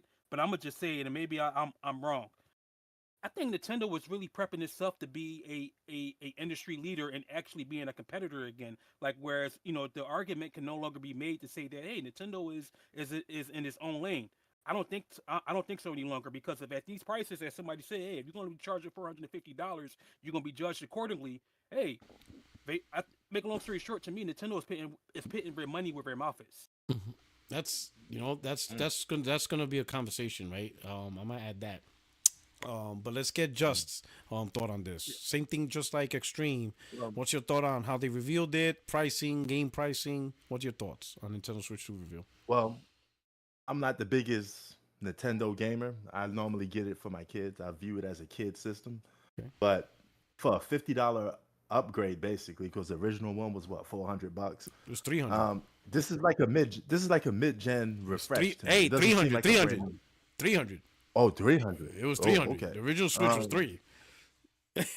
Now he's thinking, hold up. Okay. Yeah, now think about it. Man, Just is like, man, fuck these kids. He's like, hold up. He's like, whoa, hold up. I thought it was a $50 increase. He's like, man, son, fuck them kids. I think the biggest effect from this is the $80 games. Man, Nintendo can charge whatever they want. They're the company. But it's up to us to see. The console's a one-time purchase. Okay, got it. Right. But the games. It's up to us if we're going to it's up to us if we're actually going to buy these games at that price. I could tell you, I don't buy $70 games. I buy games from $60 and lower. So I thought you were going to say buy games for $100 and higher. Oh, I think I think you out there balling. Too cheap. He's living that LA life. I buy the highest Ultimate Edition all the time. I don't care what it is. My man left Brooklyn, went to LA. That's it. Now he act like he don't know nobody. He's like $100 minimum. Listen, I thought you were J-Dub for a second. Because J-Dub only buys collector's edition. He only buys early access premium editions. That's it. J-Dub actually gets the developers who hand delivered his copy. Here's the big question for that, though. All right. Will PlayStation and Xbox F around and find out and do $80 games? Now, if they do, I don't think they're going to be really successful at it. I think they're going to dial it back, because if Astrobot sold 1.5 million, it's $80. Yeah. So just imagine how much people will buy a first-party PlayStation game at $80. I don't think too much, because from what I heard, the narratives around it, people don't buy PlayStation games that much no more, right? So that's what if that's the case, and that's true, if that's the case, then why would you want to increase it to 80 if people are barely buying it at 70? So that's a challenge for Sony to figure out. But me personally, as long as there are physical media around, I'm just gonna be buying my games at $60 or less. I could buy it from P-Rock or eBay or something. That's it. I'm good. Get that shit used. Go to GameFly. We renting them shits. Oh man, this is wild. Can I just say the highest issue is the enhanced edition games. Because from what we hear, the reporting right now is that when you buy an enhanced edition physical copy, right? So buy the physical copy is let's say it's Breath of the Wild Nintendo Switch 2 edition. You have a cartridge. On that cartridge is the game. The problem is the game is a Switch 1 version of that game. It's a Switch 1 build. Yes. And then they give you a download code to activate the Switch 2 patch or download or extra component. The problem with that is, if that download code is a unique one-time code, then you have bought a physical copy that you can never sell again as a Switch 2 enhanced edition, because anybody that buys it subsequently from you will no longer have a valid code to download that particular thing. Yeah. So that has downgraded your Switch 2 enhanced version, which you may have paid for $80 for, right? Because I think it is actually at the highest price. Yeah, it's $80. Yeah. And now you have a Switch 1 version, so that's a huge issue. Now, the alternative is they could make it so that it's a multi-download thing, right? The problem with that is that now you could share your download code with any and everyone that at least has the standard Switch version, and then they will just download the enhancement for the Switch 2 edition. So they wouldn't do that, because that would be incredibly dumb. They will lose out on the $20 purchases, because that again will be the thing. And they can't just make it so that it can activate the download code 3 times. Because even if they do it 3 times, then eventually that Switch 2 enhanced version will be downgraded to a Switch 1 version. So again, that there is the biggest scummiest thing that I have seen since the whole what is it, online passes from like EA like back in the 2011. the Project Yeah, $10 the where they would send the $10 online multiplayer. pass. Yeah, in order Exactly. to play the game online, you had to Because input the code. yeah, they are I remember selling that. you a Switch 1 edition physically, and are telling you it's a Switch 2 enhanced edition, But but it's it's not. not. And then I'm like, wait, why wouldn't you? And then the only thing that I could think of is that for some reason, the Switch 2 enhanced edition, it probably isn't just a patch, it's probably a whole other download. Like it's probably like a whole ass download of the brand new game, and that file size is bigger than the cartridge size they wanted to put in your hand. That's the only thing that makes sense to me. Like, let's say it's a freaking, I don't know, 80 gig download. Let's just go for the sake of it, right? And then the cartridge in your hand is 32 gigs. So instead of giving you a cartridge that could accommodate the whole 80 gigs, they were like, you know what? We'll just give you the 32 gig cartridge with the Switch 1 version. Then you download whatever the hell you need to your SSD, and then you'll figure it out that way, which is again super scummy. And again, I don't understand why people that are so physical. Nintendo is the biggest platform supporter, I think, in terms of like percentage of physical based games, right? Like they're actually the least digital of the major three players. So it affects them more so than it affects everybody, you know? Right. No. So how is that allowed? That actually, I think that should be illegal. It should be illegal for you to sell a version that is not on the. This would be like if I bought a 4K Blu-ray, and it actually turns out that the disc inside was DVD, and they gave me a download code to upgrade it to Blu-ray somewhere else in my system. You know? I don't know, man. It's wild, man. But that's a good point.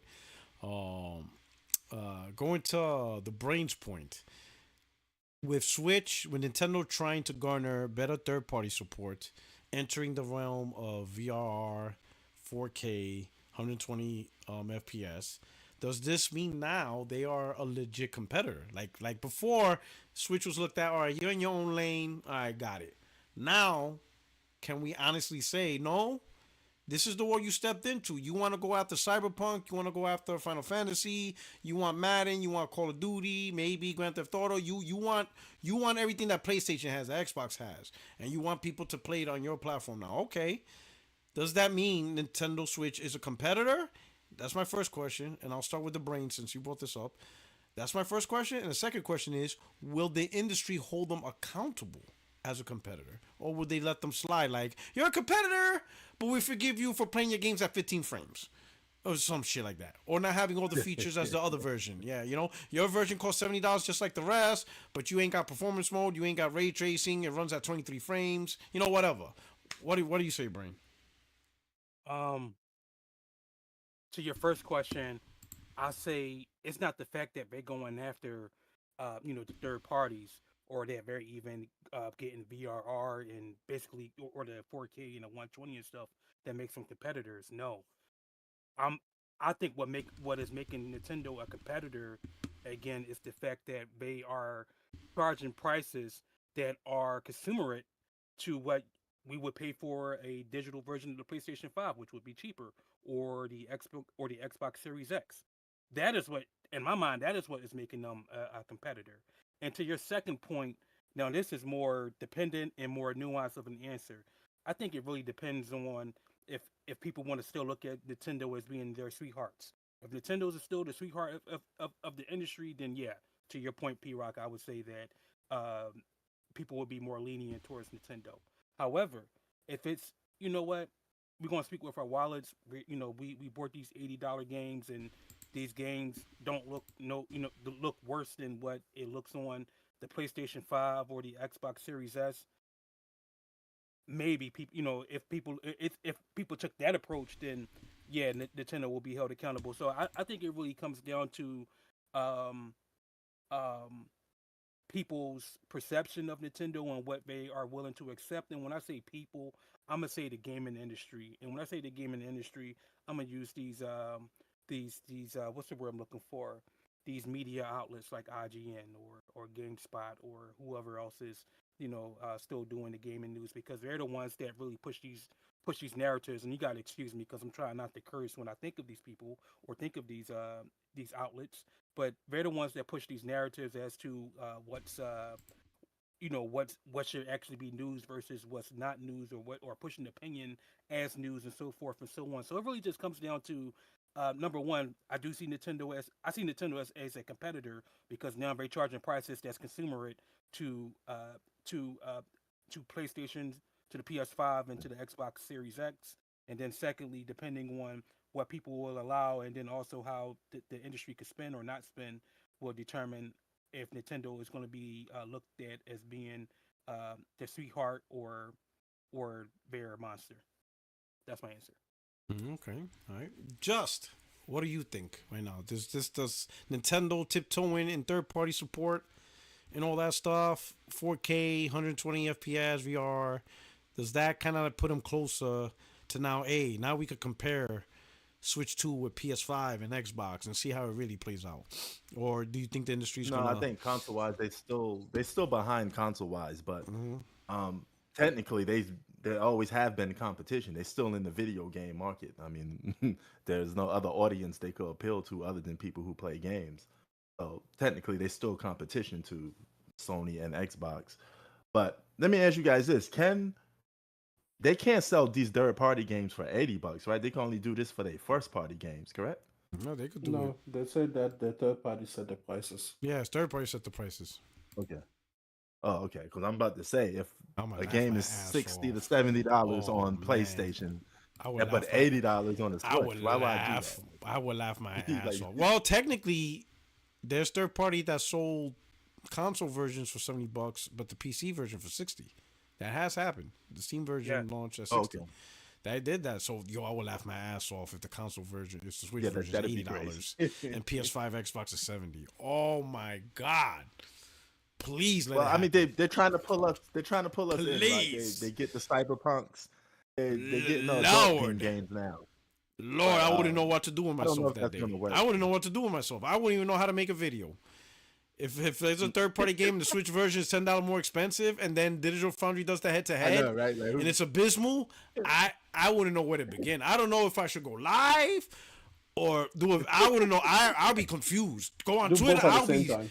Oh my God! both I at would the be same like, time. I will be on Stream to all Twitter live platforms. and video all at the same time, bro. You'll be Like, on TikTok. that shit would be hilarious. I'll be like, yo, that shit Listen, is if crazy. that happens, we're doing it on OnlyFans, okay? Oh my God, yo, this shit is wild.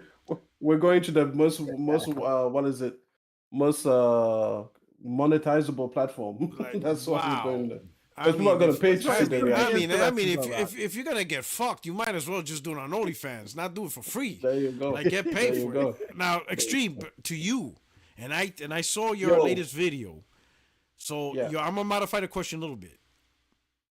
Will Nintendo be held accountable if it is a competitor, and will the Nintendo fan base be able to handle how would you say, the things that come with a competitive device? You know what I mean? Yeah. Like, you want to play ball, all right, Yeah. but Yeah. handle the criticisms of you. Yeah. If you want to step in the ring with PlayStation, fine, talk your shit. Yeah. But live by the sword, die by the sword. What do you think? You know, I saw your video. I don't know. Y'all people need to see his video. I saw it. I'm like, he's right.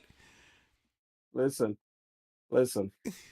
Thank you, first of all, for promoting the video. Second of all, I can actually answer the original question because I agree so much with what the brain said. It's not the feature set that's going to put them in contention, like bring them into this arena now. It's the prices that they are charging. Because realize that at 450, forget about the tariffs, forget about everything else. But at 450, there will be multiple examples, multiple times when the PlayStation 5 digital edition, right, is going to be cheaper due to sales than the Nintendo version. And that Nintendo is not going to put it on sale One, because they don't see themselves as the same lane. Second, because they have their own corner of the market. But for whatever reason, what matters, like I said in one of my videos, is what matters to me, and I think what matters to a lot of the market, is the price at the pump. At the end of the day, when I put up to the pump, how much am I paying for the petrol? Like I don't care whether it is there's an issue in the South China Sea or who is diplomatically entangled with whom. I just want to know what am I paying at the pump. So I think that when kids are going to be like, hey mom, we want a console, and they're like, fine, what is it that you want? And they're like, oh, we can either have a PS5 or a Switch. The parent is going to go to the store and they're going to be like, okay, what am I paying for today? And during the big Christmas events, you're going to see a PlayStation 5 at 350 and you're going to see an Xbox probably at 200, for the Series S, maybe, or even 350 again for the Series X because they're trying to compete with PlayStation, whatever it is. And then you're going to see the Switch as the actual, most, what is it? Most premium priced version of all of those three competitors. So I think that's going to make a difference. But as far as the console war conversation goes, listen, a lot of you Nintendo fans have been throwing shots, man. And you were always like the what is it? The weird, quirky cousin that always kind of like came to the party with everybody else, but then pulled out a set of Legos and started building it by yourselves. And then whenever anyone would try to play with you, be like, no, don't touch my shit. And it was like, okay, cool. We're just gonna let Urkel over there in the corner do the thing. But Urkel always thought he was smarter and better than everybody else. Okay. So then one day we all go to the arcade and everybody's playing Street Fighter and Urkel wants to play and Urkel's gonna get his ass beat because Urkel isn't ready for this. Urkel hasn't even touched a video game in a while. He's been playing with Lego, and he's now thinking he can step in with the big boys. You know, like it's like your friend that was always sheltered, and then one day you go out to the club, and they're like, "Yeah, I'm gonna drink you under the table," and you're like, what do you mean you're gonna drink me on my body runs on petroleum. Like this is alcohol makes it's part of my it's now part of my circulatory system. What do you mean you can drink me under the table? And they're like, yeah, we're gonna do it. And then it's like, yeah, and then they have three drinks and they are already vomiting and just they're just gone. Okay. And you haven't even started yet. You haven't even quenched the appetite yet. Listen, Nintendo fans, let me help you. Because the media will try to shield you. Because that was the second question. Will the media hold you accountable? They won't. They will do their best to shield you until it becomes more profitable just to throw you under the bus. In which case, you're going to see them flip a switch on you like nobody's business. Nintendo fans, listen, just hide. Okay? Just take your Switch, Just hide. go on a sabbatical. Don't go in the streets. Just don't even turn it on. Don't even turn on the Wi-Fi on your Switch. Leave it alone. Because there will be PlayStation guys that are using that chat feature that you're paying for to just come and harass you. Okay? Just leave it alone. Leave it alone. Just leave the console war. Okay? Your company may be trying to fight in that arena, but you don't have to be the soldiers anymore. Okay? It was easy to be the soldier when there was no campaign. Okay? Now that there's war coming, hey, listen, man, tell them I want to collect my VHX. I'm gone. I'm gone. Like I'm not here for this. You're not made for it. Just let it go, guys. Let it go. This console war, it has left you behind a long time ago, and everybody else's troops was getting trained and they are battle tested and they are hardened by the war that they've been through. You guys are all green. You're all fresh. There's no calluses on your hands. You haven't held a spear in a while. Let it go. Just walk on, go home, okay? Let your kingdom fight if it wants to fight, but don't be involved personally. Turn off the internet, get off the tweeters, okay?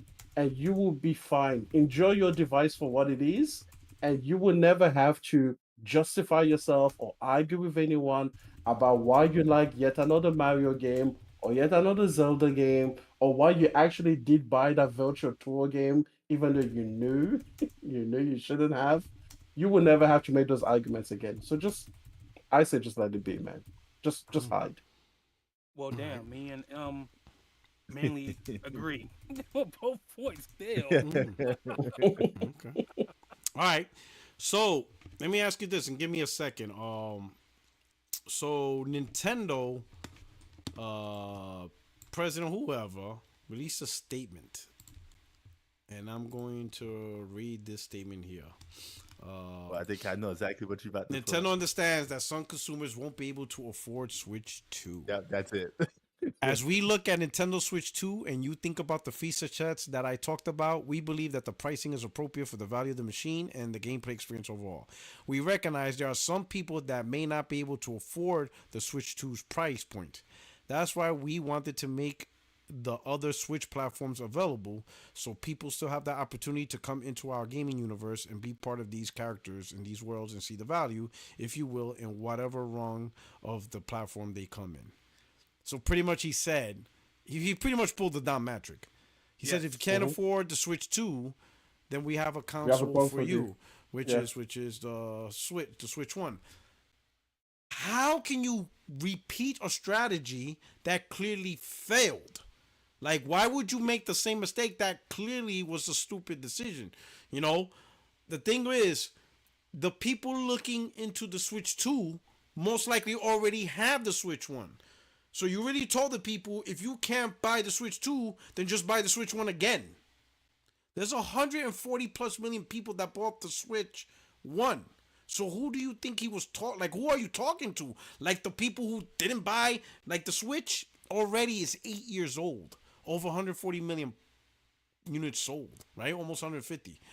Who are you talking to? You're not talking to the people who didn't buy a Switch yet. Because if it was those people, they probably don't even know the Switch 2 is out. They're not the ones. They're not the ones paying attention to the latest news on Switch 2. Why would they think? Why would Nintendo think that someone who hasn't bought a Switch yet at all in 8 years would be paying attention to the release of the Switch 2? That's not the audience. The majority of the audience is the one who have the Switch. And now you just told them, well, if you can't afford the Switch 2, get the Switch 1. Bro, I already have the Switch 1. Like, what are y'all guys thought? Like, let me go on this one because I'm about to go to bed soon. Nintendo is playing they're on a slippery slope. They are playing a dangerous game, in my opinion, because somebody in the chat took the words right out of my mouth. And you said it too. Not only are they pulling the Don Matrick, but they also pulling what Ken Kujaragi-san also did back with the PS3 as far as having a second job. Yes, getting a second job. Yes, to afford the PS3. Nintendo is what I think. What Nintendo's strategy is the fact. To your point, because you're right. It's like, well, if the majority of our market is already have a Switch 1, who are we bringing in? Especially with saying something like that. They are utilizing the goodwill that they currently have within the media to say some bullshit. It's either the guy is really stupid, or he's trying to utilize the goodwill that Nintendo currently has with the media as far as being a sweetheart. Wow. I don't know how that's going to play out because of it can history can repeat itself with both the PS3 and with the Xbox One, or maybe Nintendo can be the exception and break that mold. Who knows? I really don't know. That's my best answer that I can come up with because of, to me, it is not a coincidence that now Nintendo was going down this road, and I don't want to get into why another company would want to do something would basically take a page out of the PS3 and the Xbox One era playbook as far as saying a stupid statement like that. But there has to be some type of there has to be some type of rhyme or reason for that to be, because of I honestly, Rock, I don't know, besides saying that Nintendo was trying to utilize their goodwill with people, and that's my take on it. All right. What do you think, Just? I think they're just feeling themselves. The Switch 1 was a huge success, sold a lot of units, so they figure, hey, they in a PlayStation 3 phase. but it's gonna probably come back and blow up in their face. I don't think the Switch 2 is gonna be as big as people think it's going to be, though. I mean, I could be wrong, but I don't think it's going to be as a success as the Switch 1. But I mean, we're gonna find out. We're gonna see and find out. As far for them charging the prices that they charge, there's only one way to find out. I mean, they're going to be the first guys to blow the doors off the hinges. They want to find out if people are willing to pay $80 games. Sony's going to follow suit. Xbox going to do it, but that's going to be a disaster. Nobody's going to buy games on Xbox. But yeah, it's a risky bit. It's a risky thing they're trying to do, but I don't see it being successful though. So we'll find out though. I see it being tremendously successful. Do you? You think it's? I do. I'm not sure if it's going to be 150 million, but it's definitely still going to be 100 million. You think it's still get that 100 million? Now, do you think? Question: do you think they'll still do it without dropping the price like they did with the Switch? Because the Switch didn't drop the price. I think they can. I think they can. I think they can. I think that Nintendo is only going to this because they know that they have the one thing that separates Nintendo from everybody else is the fact that Nintendo doesn't sell to the people. Nintendo doesn't sell to the audience. They sell to the audience's parents. The audience are the children, and the children do not give a fuck what the price is. That's true. What was the last time when you were 8 years old, when you're 6 years old, you don't even have a concept of money. You can understand that something is expensive and that it takes sacrifice for your parents to get it, but you don't truly understand money per hour, how much goes into an hour, how to convert that into a product. At the end of the day, they can get away with these prices because the kids are going to want to play Mario Kart. If your child wants to play Mario Kart, there is nothing on earth but Mario Kart to get him. Especially when the kid has 3 friends. Pardon?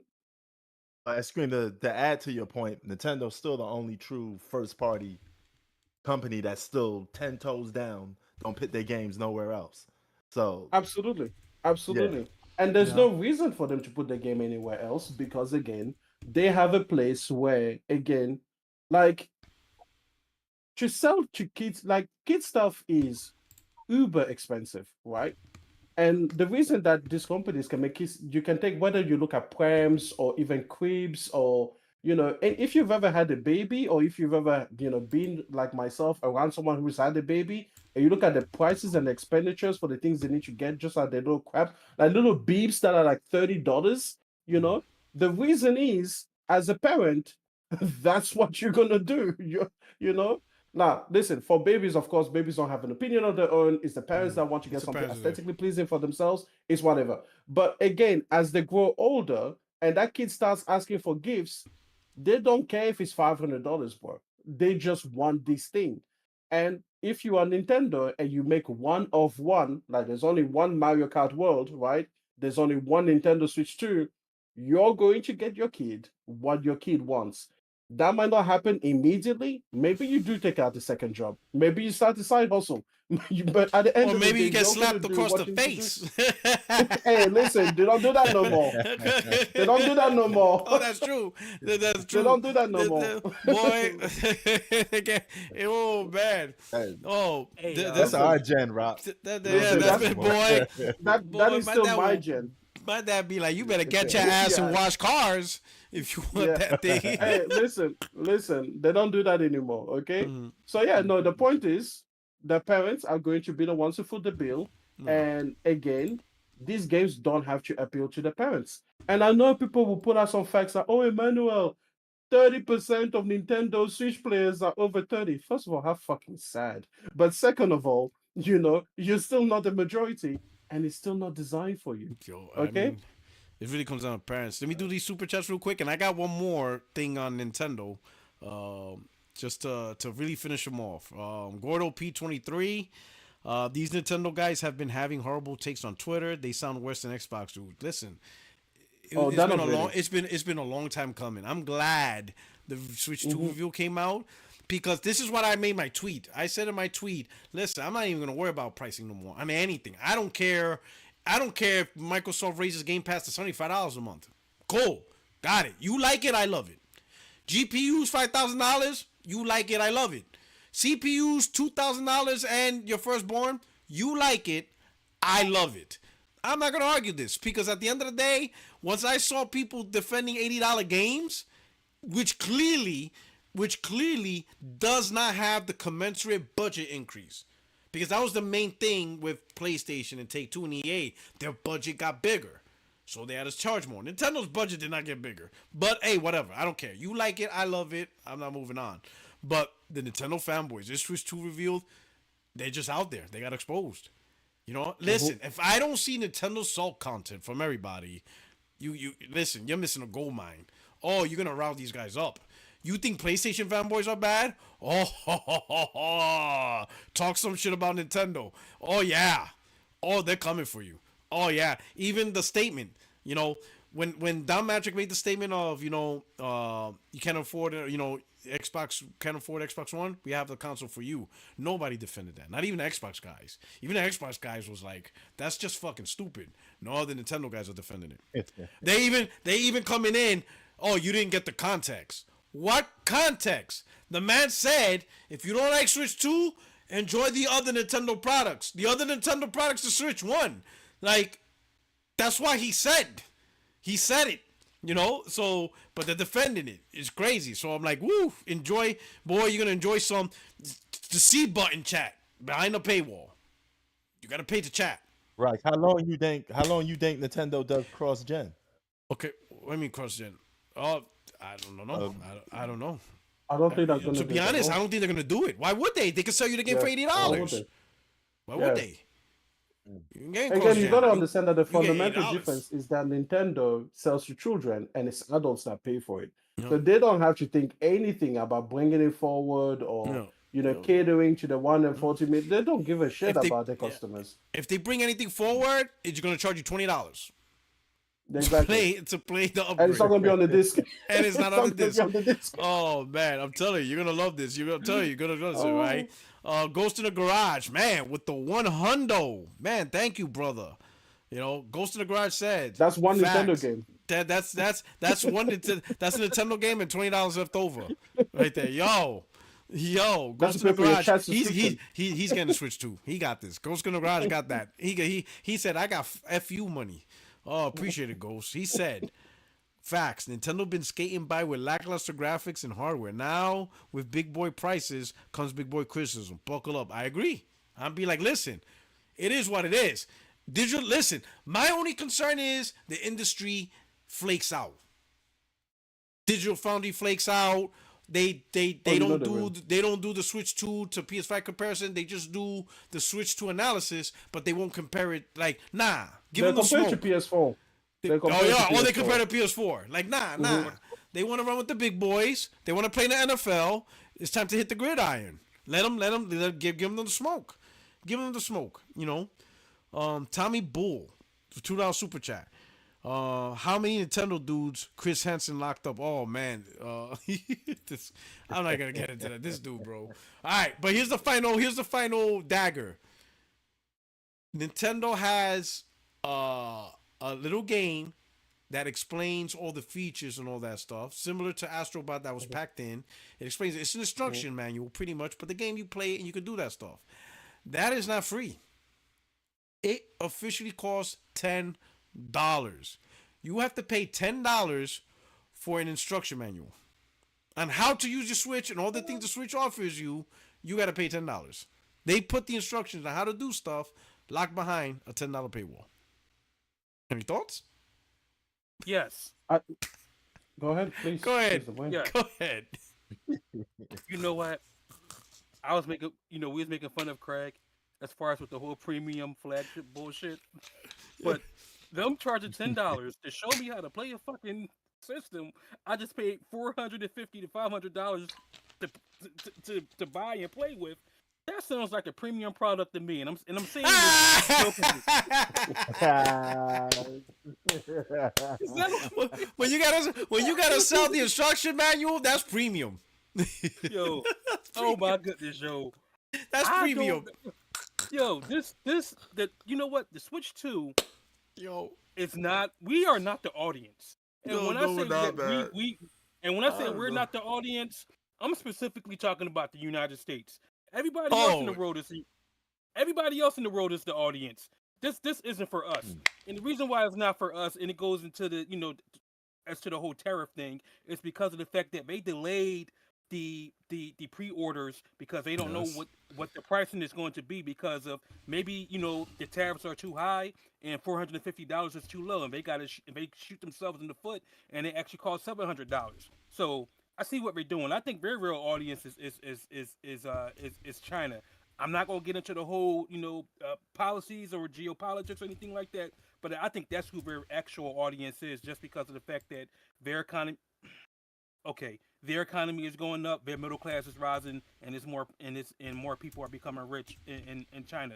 But the fact that I gotta pay you an extra $10 to be able to play a fucking system, excuse my language, to play a fucking system that I just paid $400 to $500 for, man, you know what, man? Kiss my fucking black ass. Oh shit! Fuck Nintendo. There's no defending that. That's the straw that broke my back.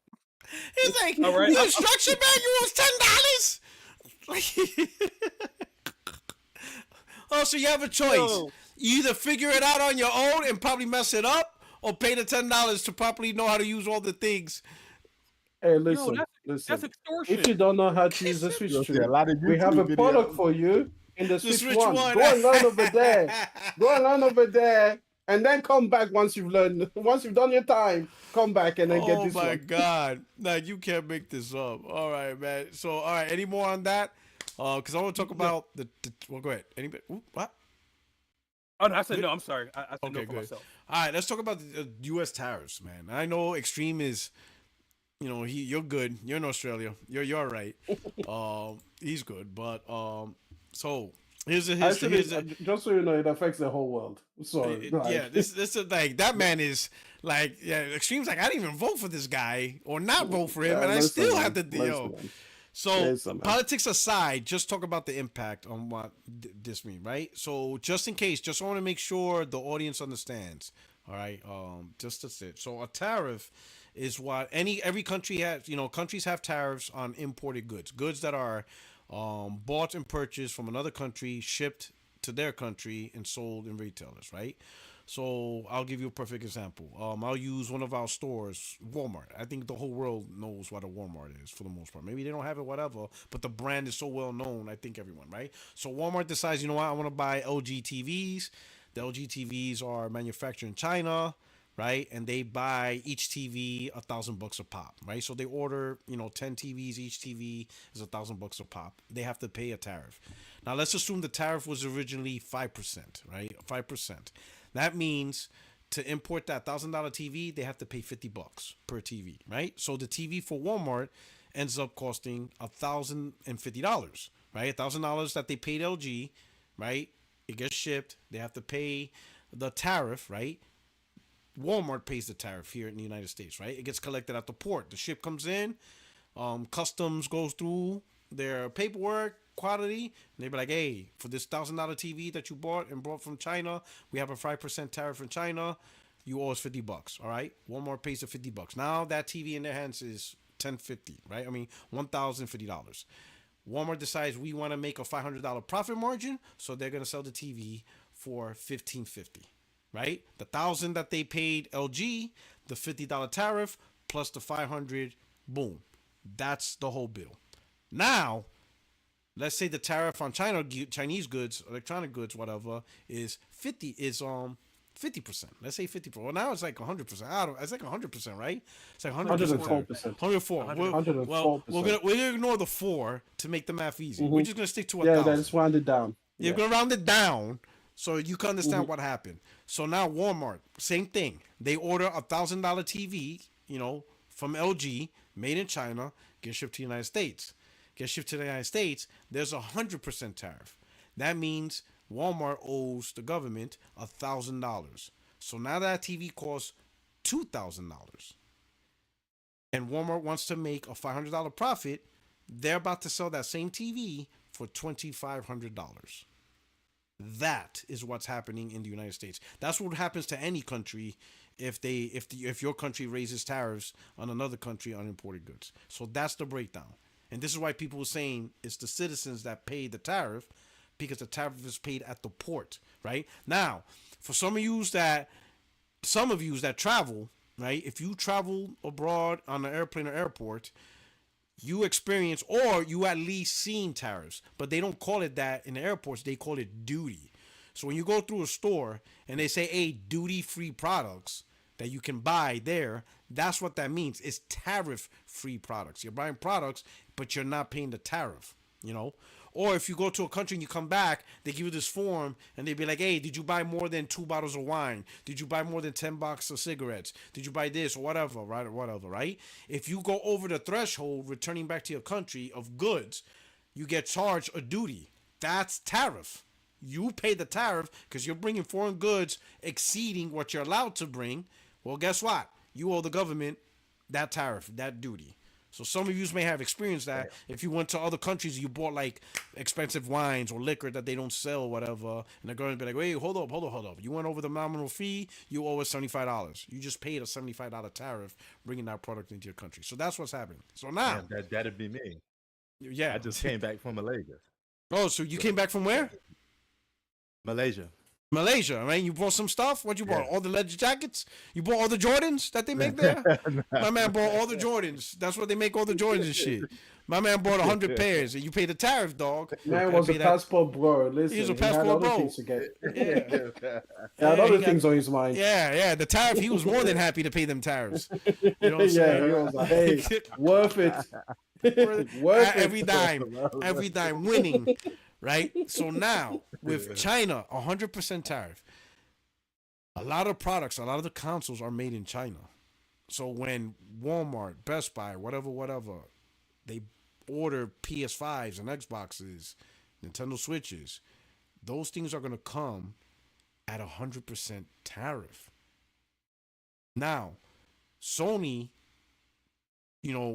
said, trying to predict the market, whatever, apparently they flooded supply chains for US, so that way they have a lot of consoles in circuit just in case the tariff hits. But the thing is, that's only going to last so long.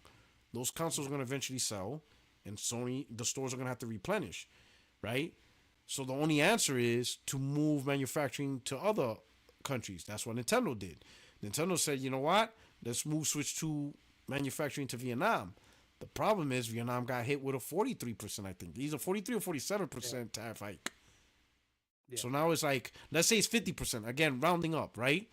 If the Switch is $450, 50% of that is what? $225? Mm-hmm. That's 50% of $450, $225? Mm-hmm. That's $675 the Switch is going to potentially cost. Up to the Vietnamese models, $675. The Chinese models, double. That's $900 for a Switch 2 because of the tariffs. Like, what is that? And we're not. And I know I'm just bringing up Nintendo, but this is Xboxes, everything, PCs, GPUs, CPUs, toasters, microwaves, Keurigs. Like, bro, there's a lot of stuff that's manufactured in China that we don't make here at all. There is no American alternative for us.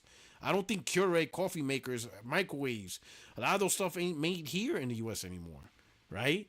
They are about to be doubled in price.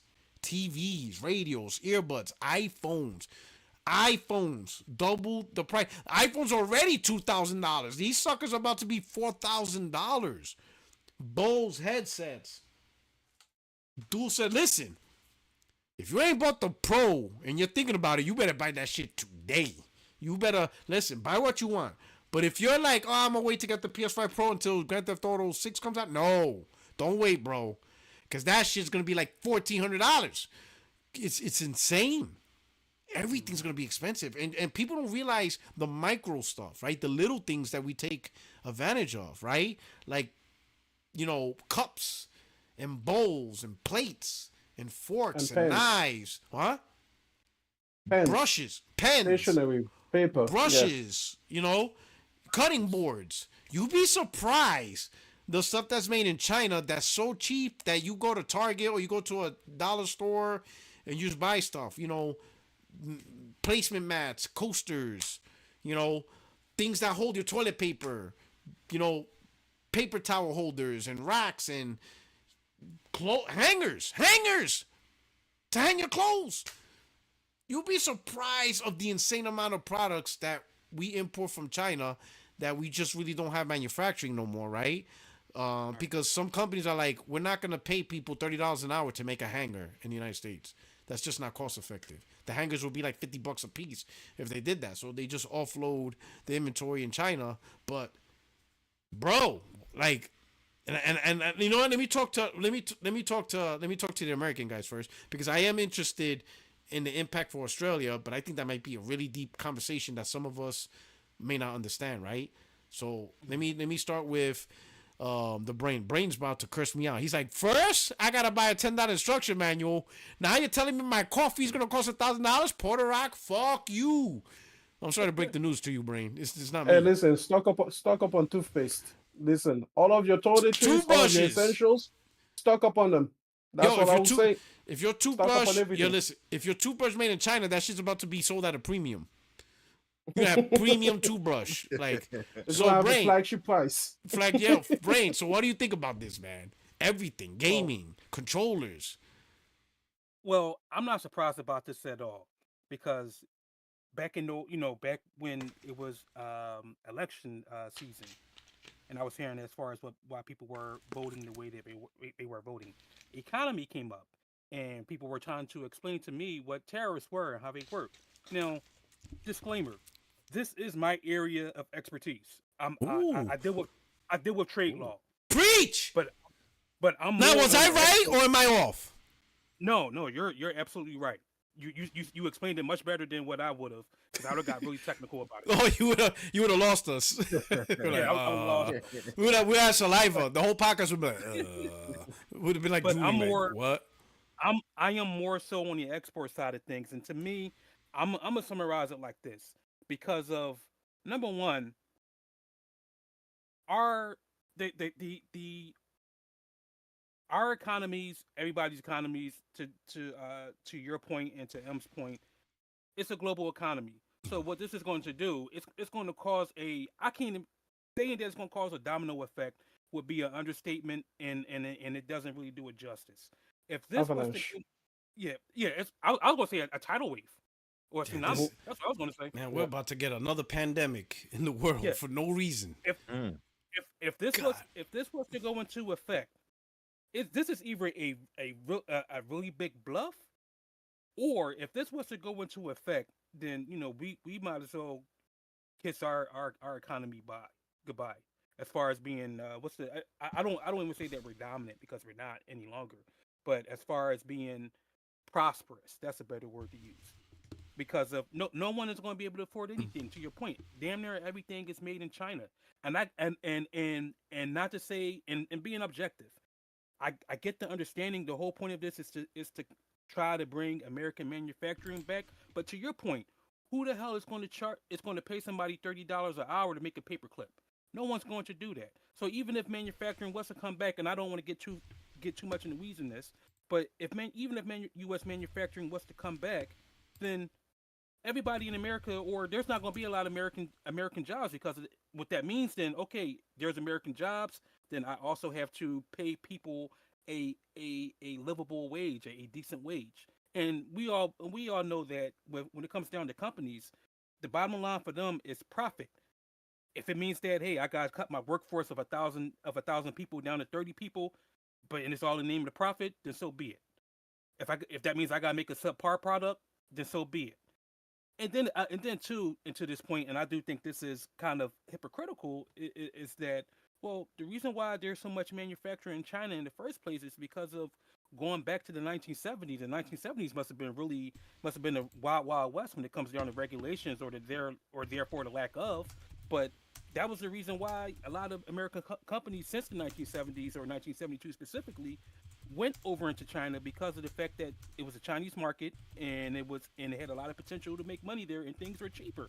I mean, that's when, after the 1970s, that's when you start seeing a lack or a gradual decline of American jobs, as far as regardless if it's the steel industry, manufactured goods, clothing, whatever the case may be, because things were just cheaper to make in third world countries. Now China is no longer a third world country. If this happens, it wouldn't surprise me if the U.S. becomes a third world country. And I say that jokingly, but I also say that with with a sense of urgency and worrisome, because hey, it's a real probability that it can happen. But as far as the tariff impact on gaming, I said it a little bit earlier, about 2 hours ago, and I'm gonna say it again. Gaming is already a luxury product. It is not a need. Having computers and cell phones, to me, I would consider those necessities.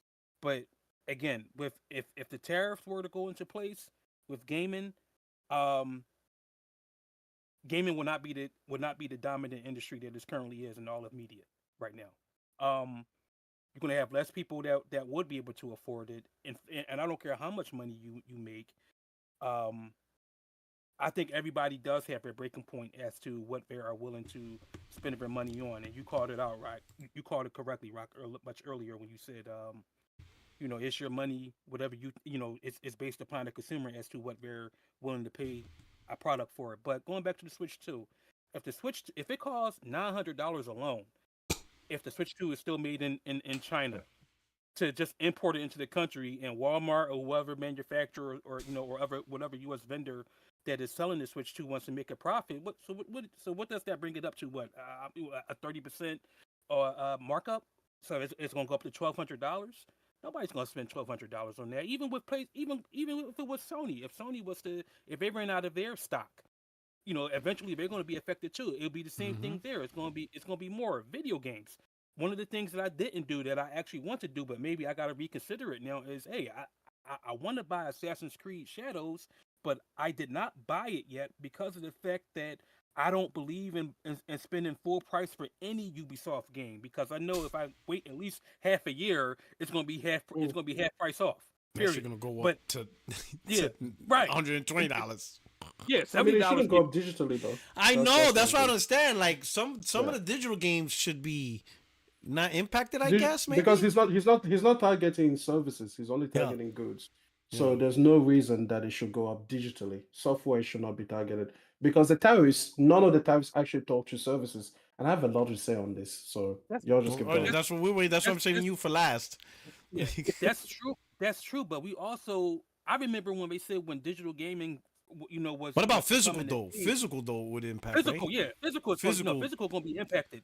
But going back to digital, the whole point, I have yet to see a digital game cost less than the actual physical version. They always. That's true. Nintendo's going to do that for you. Nintendo's going to do that for you. They're going to charge the physical more. Yeah, it says the opposite. Yeah, that's true. They're about to do that. They're about supposedly, to do that. allegedly. All of us thought they would reduce the digital price. They said no. No, we're going to increase. Increase the physical. Digital is cheaper. Yeah, they did. It is cheaper. It is cheaper. They're going to do that. They're going to do that. The digital is cheaper than physical. So going back to your original point as far as the U.S. tariffs and impact on gaming, of course, you can revise that this topic to say the U.S. tariffs impact on everything. Fuck, even food is coming over from China. Certain things I knew was coming China, but I didn't think apples was coming from fucking China. Did you know USA is unable to grow the amount of coffee Americans drink per day? We can't grow it. We don't have the climate. We're the number one country that drinks the most coffee, and I'm probably like 25% of the reason why USA is number one. It's probably me. I at least contribute to 20% of the coffee consumption in this country. You know what I'm saying? I'm Puerto Rican. You know what I'm saying? But the amount, let's say because even South America, everything's going up. Coffee, stuff like that, right? Yeah. Coffee, Starbucks is going to be like $75 a cup. My Bustelo is going to be like $50 a pack. And yes, I'm going to still pay it. Yes. Value is, like I said in the beginning, values to the individual. I'm paying $50 for Bustelo. I don't care. I go a day without my coffee. It's over, bro. It's over. My life is over. So It's over. so No coffee. so Leo, or this will be my last point to this, because I don't see any positive to it, to any of this at all. I don't. I'm not. If I had a what's the word I'm looking for? If I had the ability to predict the positive points to this, I wouldn't be in the industry that I'm in. And Lionel, I know he's not really coming at me, but he says that, I understand tariffs, but he's only explaining the negative side of it.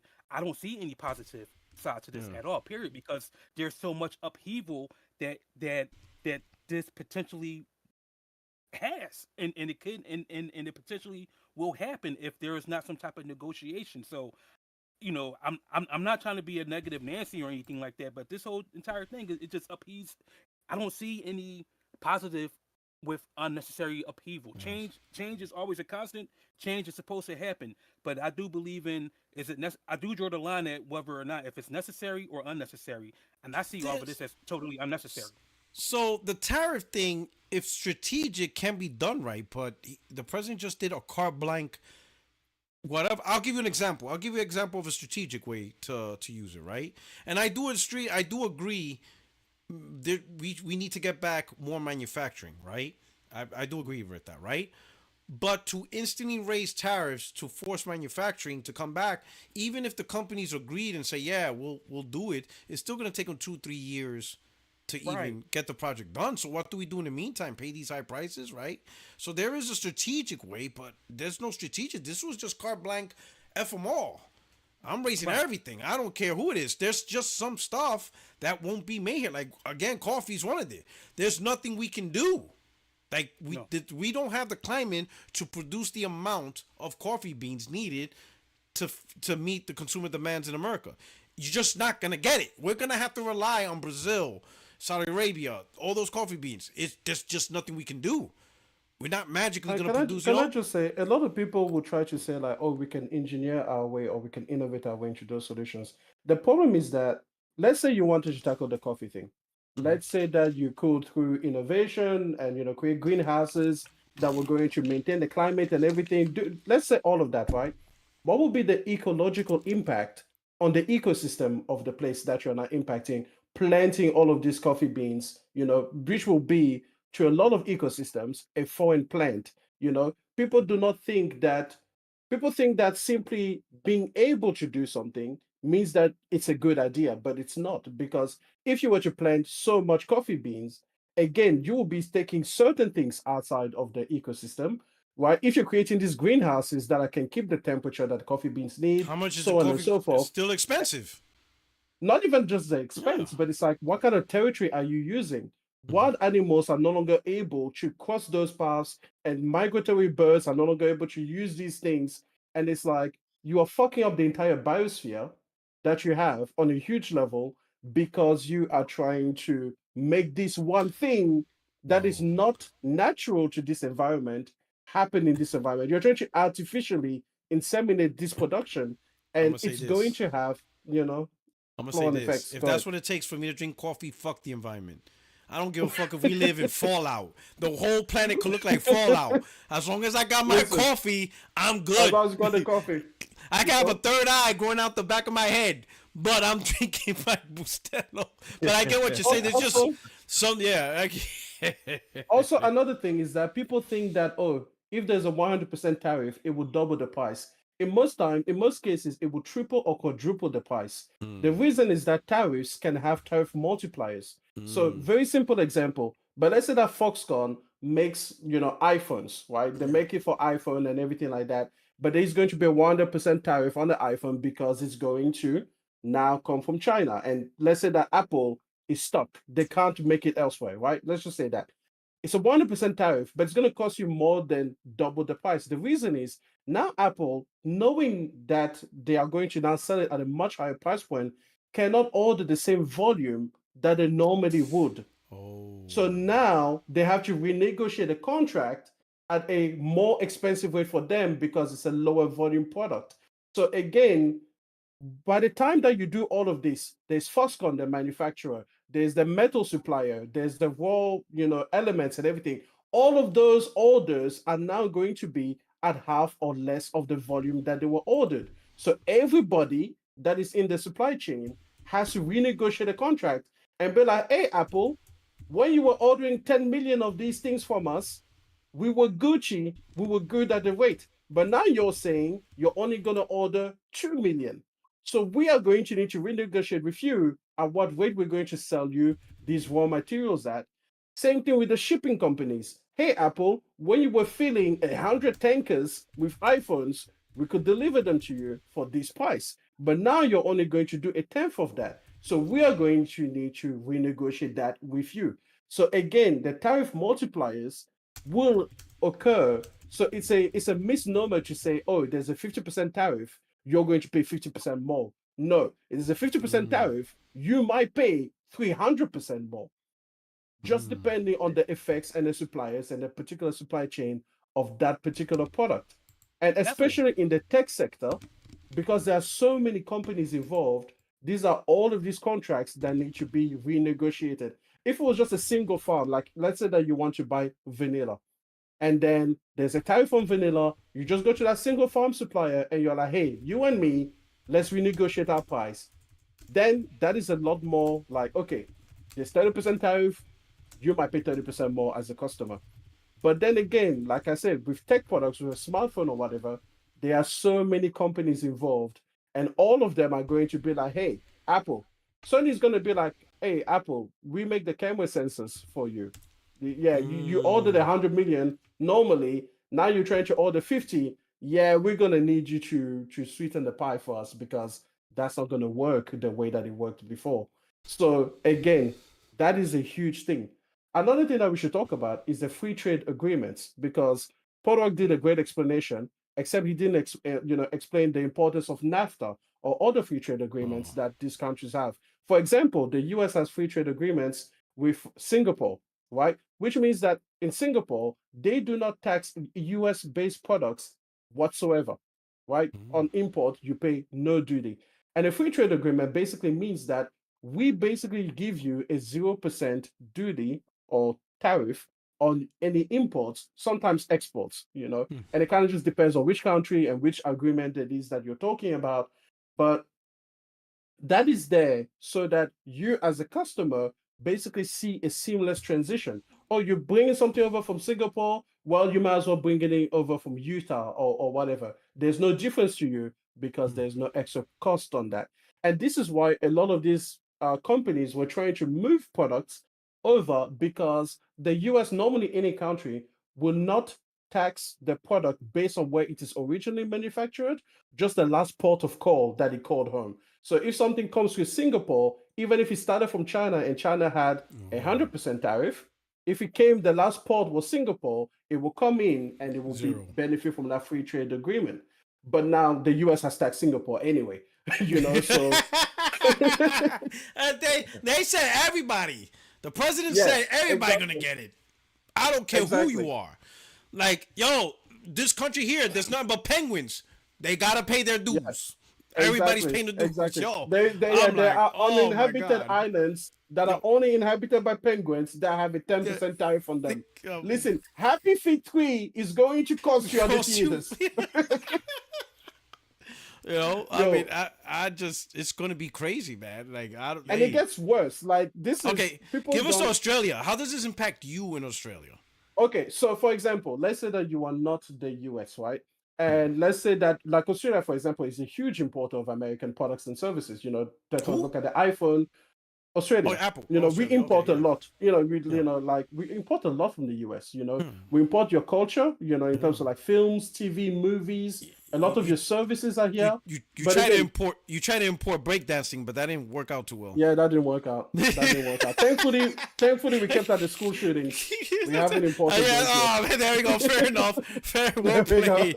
Man, always. Damn, you're always dark. Every time. I told you, do not bring up breakdancing. Don't bring it up. It's a national shame. Yo, listen. So, if you're in Australia, and now you have Apple making these decisions that are more complicated for the US market, which is the biggest market, okay? Guess what they're going to try to do? A lot of companies like Apple are going to say like, well, we want to get some of that money back out that we are losing on the US market from other markets. I already got Right? it. I already see where you're going. There you go. That I already see where affects you're the going. world. But then They're gonna increase. They're if gonna you are micro yeah, increase prices in other areas across the to board, yep, supplement what they're losing in there America. you go. There you go. Wow. So another thing that Wow. will happen So the is that Switch could let's still say be a little bit more expensive for you than normal. oh yeah, definitely. Because Like there's no place in the world that is not affected by this because the United States is the world's largest consumer of goods or and services, I think. But another thing that will happen is that let's say you're a Foxconn, you're a manufacturer, you're not a direct seller to a consumer, you work with this. But now Apple, your biggest client, is making half or 25% of the orders that they were making before. Well, then that means that your bottom line is affected. So now if Emmanuel, like me, says, "Oh, I have this really cool idea, and I would like to make an order for 1,000 of it." Now he's gonna my pay a little units are bit going to more. be higher because in everybody else, you're trying to sweeten the pie in every other basket that you have as a Foxconn. So even if you are not an Apple and you're not going to buy Apple products and everything like that, the fact that Apple is no longer giving so much money to a manufacturer, right? Or let's say Nike is no longer, giving so much money to the, sweatshops or whatever. Now you want to go and make your own garment. Well, they are going to charge you more because they need to make up for the income they lost For the from the deficit, big US Nike base. and all these other There you go. places. So it doesn't Wow. matter what it is that you're trying to do. The US is such a large consumer that them having even a 10% dip means that there's substantial profit loss across everything. This is why the stock market didn't just crash in, the US. It also crashed all around the world. Like in the Asian stock market, they started crashing too because these companies, there's this domino effect. Like, okay, I'm a manufacturer and I make things, but then my biggest clients are no longer showing up. I'm going to need my smaller clients to contribute more, which is going to raise prices across the board. And again, that is just like very basic examples that do not take a look at all of the complexities. For example, again, let's say coffee, right? A farmer is like, wait a second, my coffee is no longer going to be viable to be sold to the US market. They're going to reduce how much coffee they put out. So if they reduce the size of the coffee farm itself, right, everybody else in the world is now competing on a dwindle supply. So, you know, you might say that in the short term, it may have some slight benefits because there will be a surplus of things that they're trying to get rid of. But next season, they're going to move to a different crop that they can sell, I guess, more notably. So yeah, it affects everything. All right. Hey, yo, Just Chris, Wait, what do a you think, person said man? the stock market didn't crash yet. Listen, when they are losing $6 trillion in 3 days, if that's not a crash, I don't know what you saved the world for. I'm sorry, it had a little oopsie down the stairs. Like, what do you want to call that? Yo, Just, any points? Any thoughts? Just stock up, I guess. I mean, I guess you're gonna have to they're gonna have to sit at the round table and figure something out. Yeah, that's just crazy. I mean, I didn't know the whole lowdown on everything, so I was just listening to you guys talk and drop a lot of gems on me of what's going down or what to be prepared for. That's crazy. Hey, Can we also talk about why this happened in the first place? Because it's so dumb. It's the dumbest reason you could possibly think to do something like this, right? In case you don't know, basically Trump felt that the world was taking advantage of the United States because they were in a trade deficit. What this means is simply that American consumers bought more from the world than the world bought from them. This is not inherently bad. Okay. Now, obviously, if you go down to like the nuances of each industry, you can choose how good or bad it is on an individual level. But globally, running a trade deficit, there's nothing inherently bad about that. That just means that you are benefiting from the world's labor because you have more purchasing power. You can buy things from them that will be cheaper than to make yourself. That's basically what it means. In many ways, it's a good thing. So what he thought, though, is that this trade deficit was completely unacceptable, right? So now what he's trying to do, the big like ultimate what if this plan went 100% perfectly and had as little downside as possible, what would happen is not that American jobs will come back to America. That's not what would happen. What would happen is that every country on earth will buy, will import, and export about the exact same amount from the US so that everything is even, right? And So which is basically, what crazy. you're saying is Trump Yeah. is behind most of this, so he could put an end to this if he wanted to. Correct? I mean, he started it. Yes, he can end it. To Yeah, be fair, yes, he actually okay. doesn't. He actually doesn't have the power to start this. Congress is the ones that normally have the power over tariffs. Okay. But you know how the Republicans have been. They basically treat him like a king rather than a branch of the. Anyways, the executive branch is not supposed to just have unilateral tariff decisions. That's not the way that the due process is supposed to work. But they've been weakening the due process for so long. There's where we are. But so essentially, right? He thought that if every country on earth imported and exported from the US about the same amount, that would give you a net zero across the board, which is stupid because certain countries are never going to have the purchasing power to, want the same goods back from the US. And again, what is it that America produces in such vast quantities that the rest of the world would need, right? Because that you will have to have for Madagascar, they will have to find a product that they need desperately from the US that they need to import a lot of it, and they don't have other ways of making it. And then you have to do it for like every other of the 350 so other countries that you have on the planet. That is crazy, Right. right? And again, you have places and populations where they could never afford, like Polo just said. Let's say that Vietnam wanted to have handkerchiefs. Vietnamese people cannot afford a $35 US dollar handkerchief. Where is that going to come from? Like it's in many ways. It's like this is a system that Xbox, the system that the US implemented to benefit them. It benefits the US the most because it takes the US dollar that is multiplied overseas, and then it buys them at a cheaper, basically slave labor rate anyway. So you can't ask for then Vietnam to do the same thing back because people do not have $50 US just lying there to buy for a fucking pillowcase.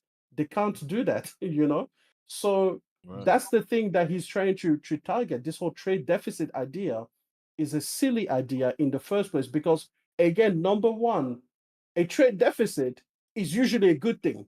Like, again, this is you using your monetary power to benefit from the world's labor. That's literally people are working for peanuts and you get to benefit the most from that because you have the power to do so.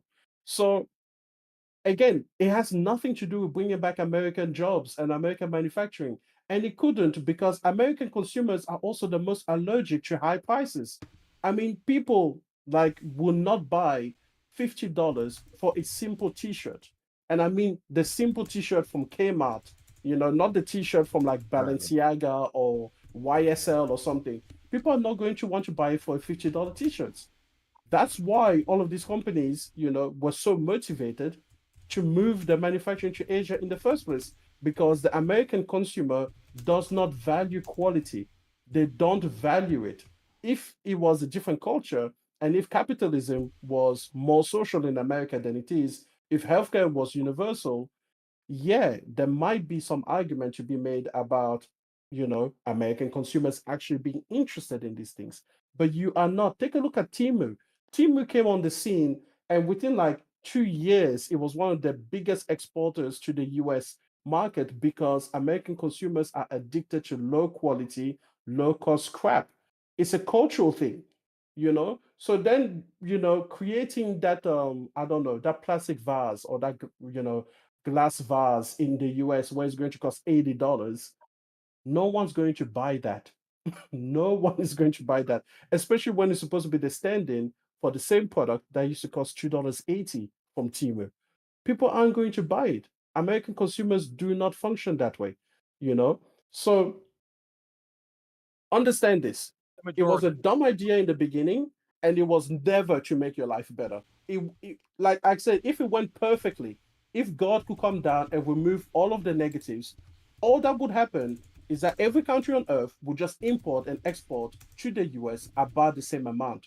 If that amount is zero, Donald Trump's plan works, right? You understand that if there's no more import or export to the US, his plan can be fulfilled and it still will bring no jobs. Like, that's basically, you will just have no product to go with it, you know? So when you analyze a thing, ask yourself, what is the most perfect version of this thing? And does it actually provide the solution that these people are saying?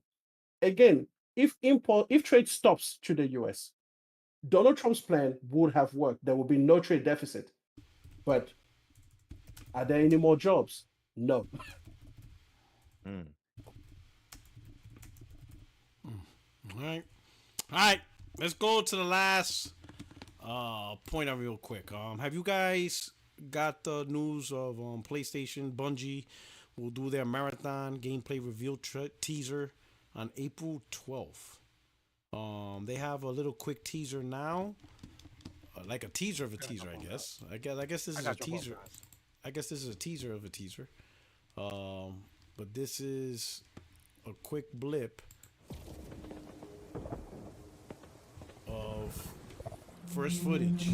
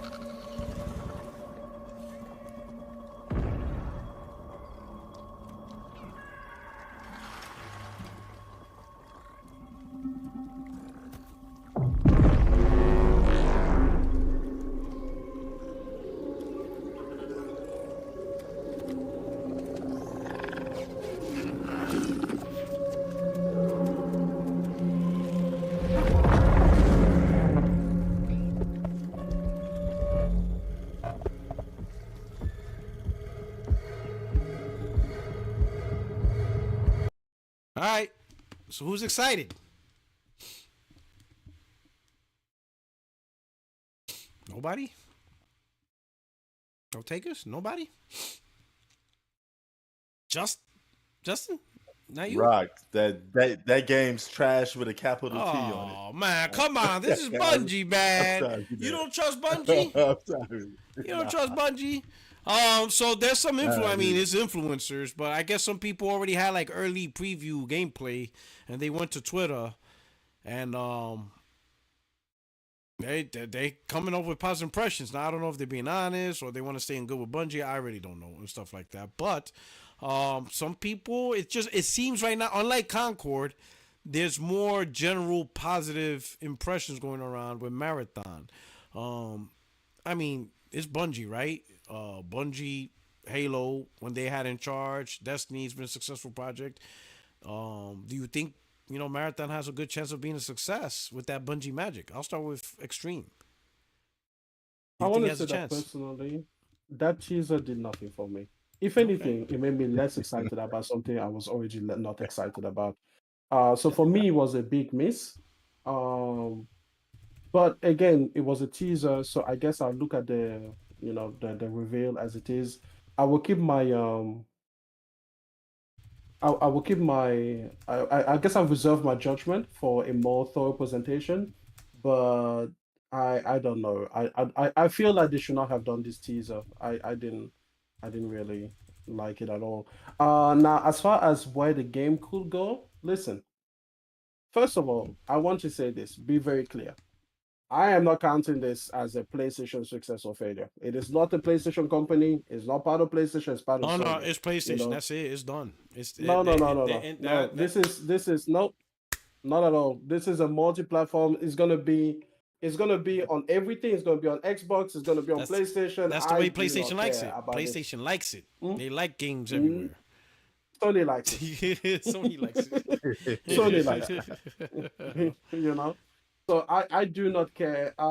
Could it be great? Absolutely. Right? You have to respect the pedigree of the developer. When Naughty Dog comes out with Intergalactic, yes, I'm excited for what I saw, but part of the reason I'm so excited is because I have the faith and belief that given the pedigree of the company, of the studio behind it, that they will deliver on a single player adventure. Great. So I must extend the same courtesy to our step cousin over there at Bungie. Okay, This is you step know, cousin. emphasis on Fair the step, enough. Fair more enough. further emphasis on the cousin. Okay, Yeah. because we are not family. Okay, we are not family. All right. So Step cousin-in-law.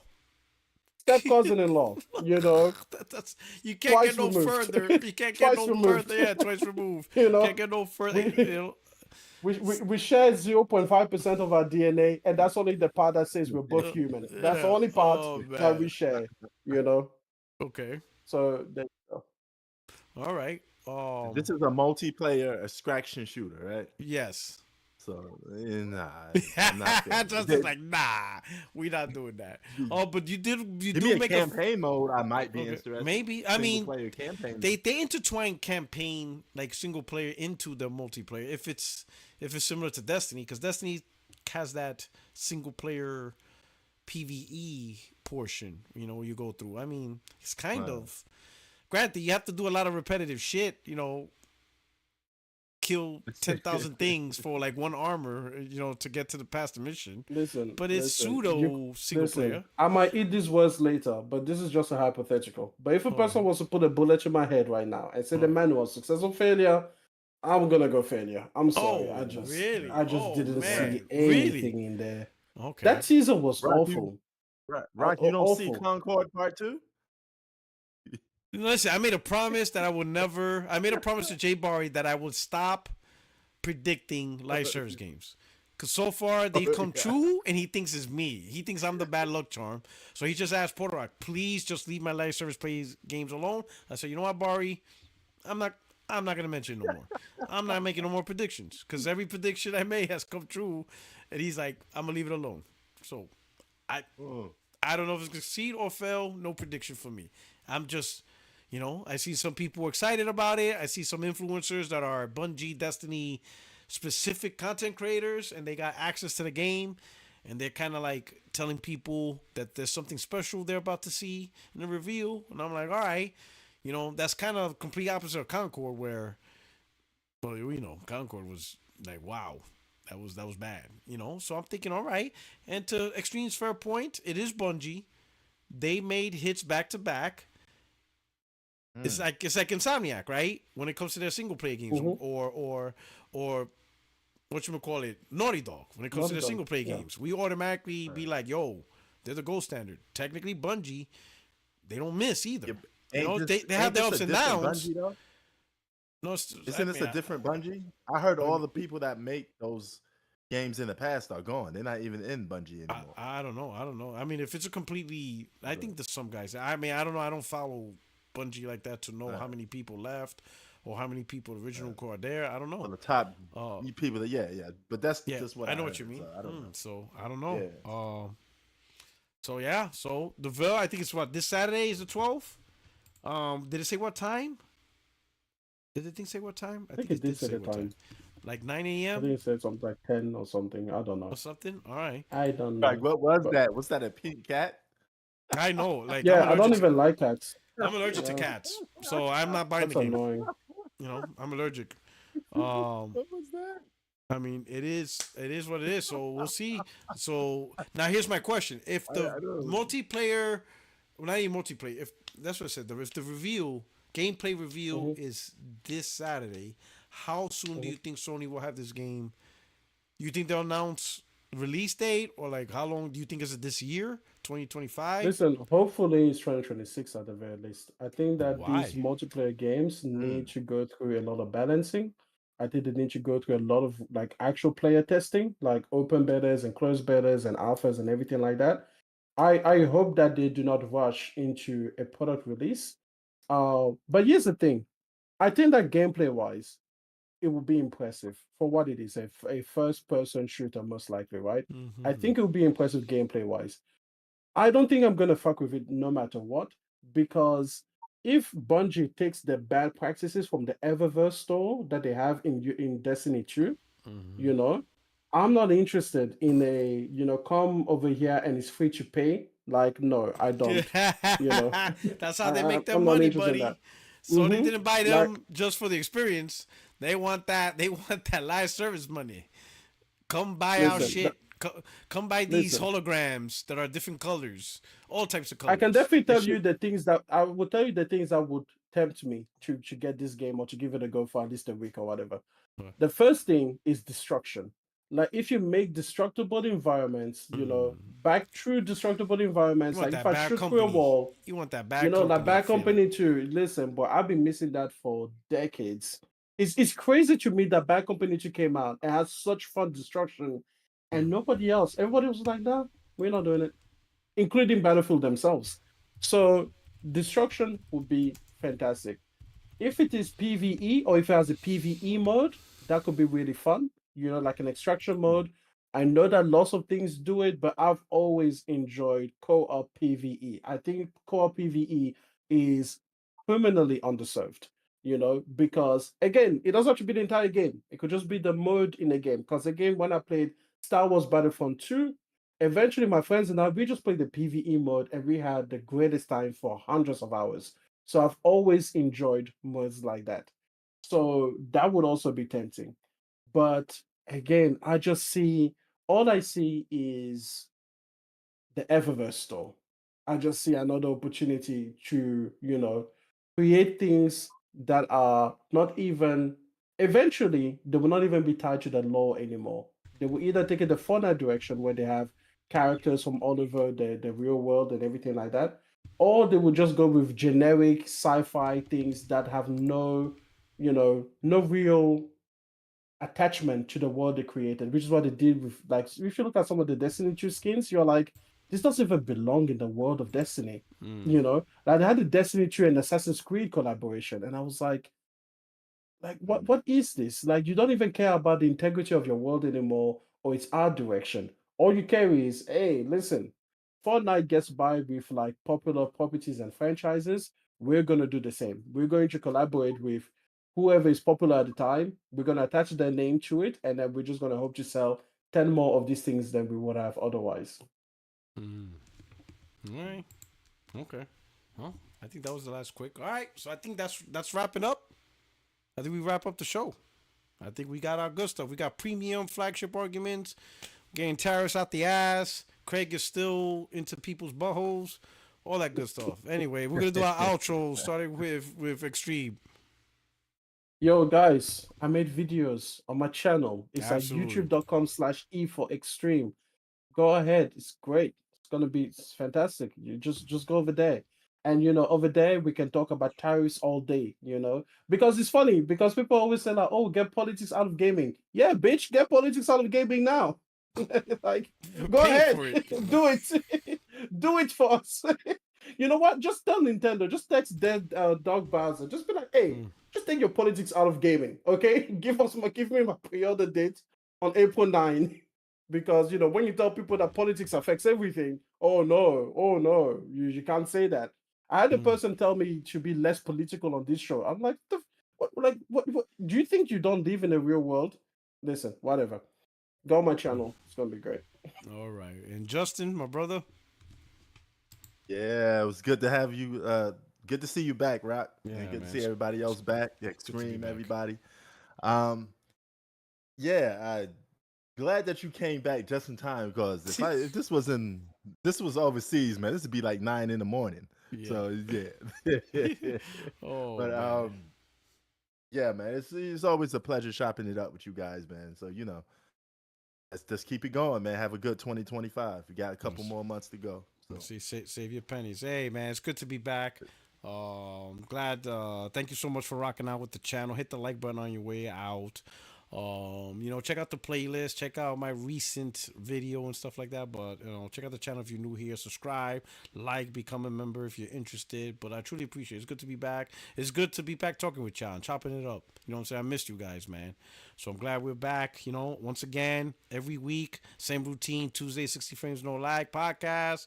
And then, of course, my new Friday night lives at the same time, 5:30 p.m. Pacific, 8:30 p.m. Eastern. Usually it's just by myself, or if I have a special guest, working on the special guest for this week. And then, we do what we do, But truly appreciate you guys sticking with the channel. Appreciate the love that everybody's giving me and stuff like that. I really do appreciate it. Thank you so much for the heartfelt Right, concerns before and we go, messages. you got one floor.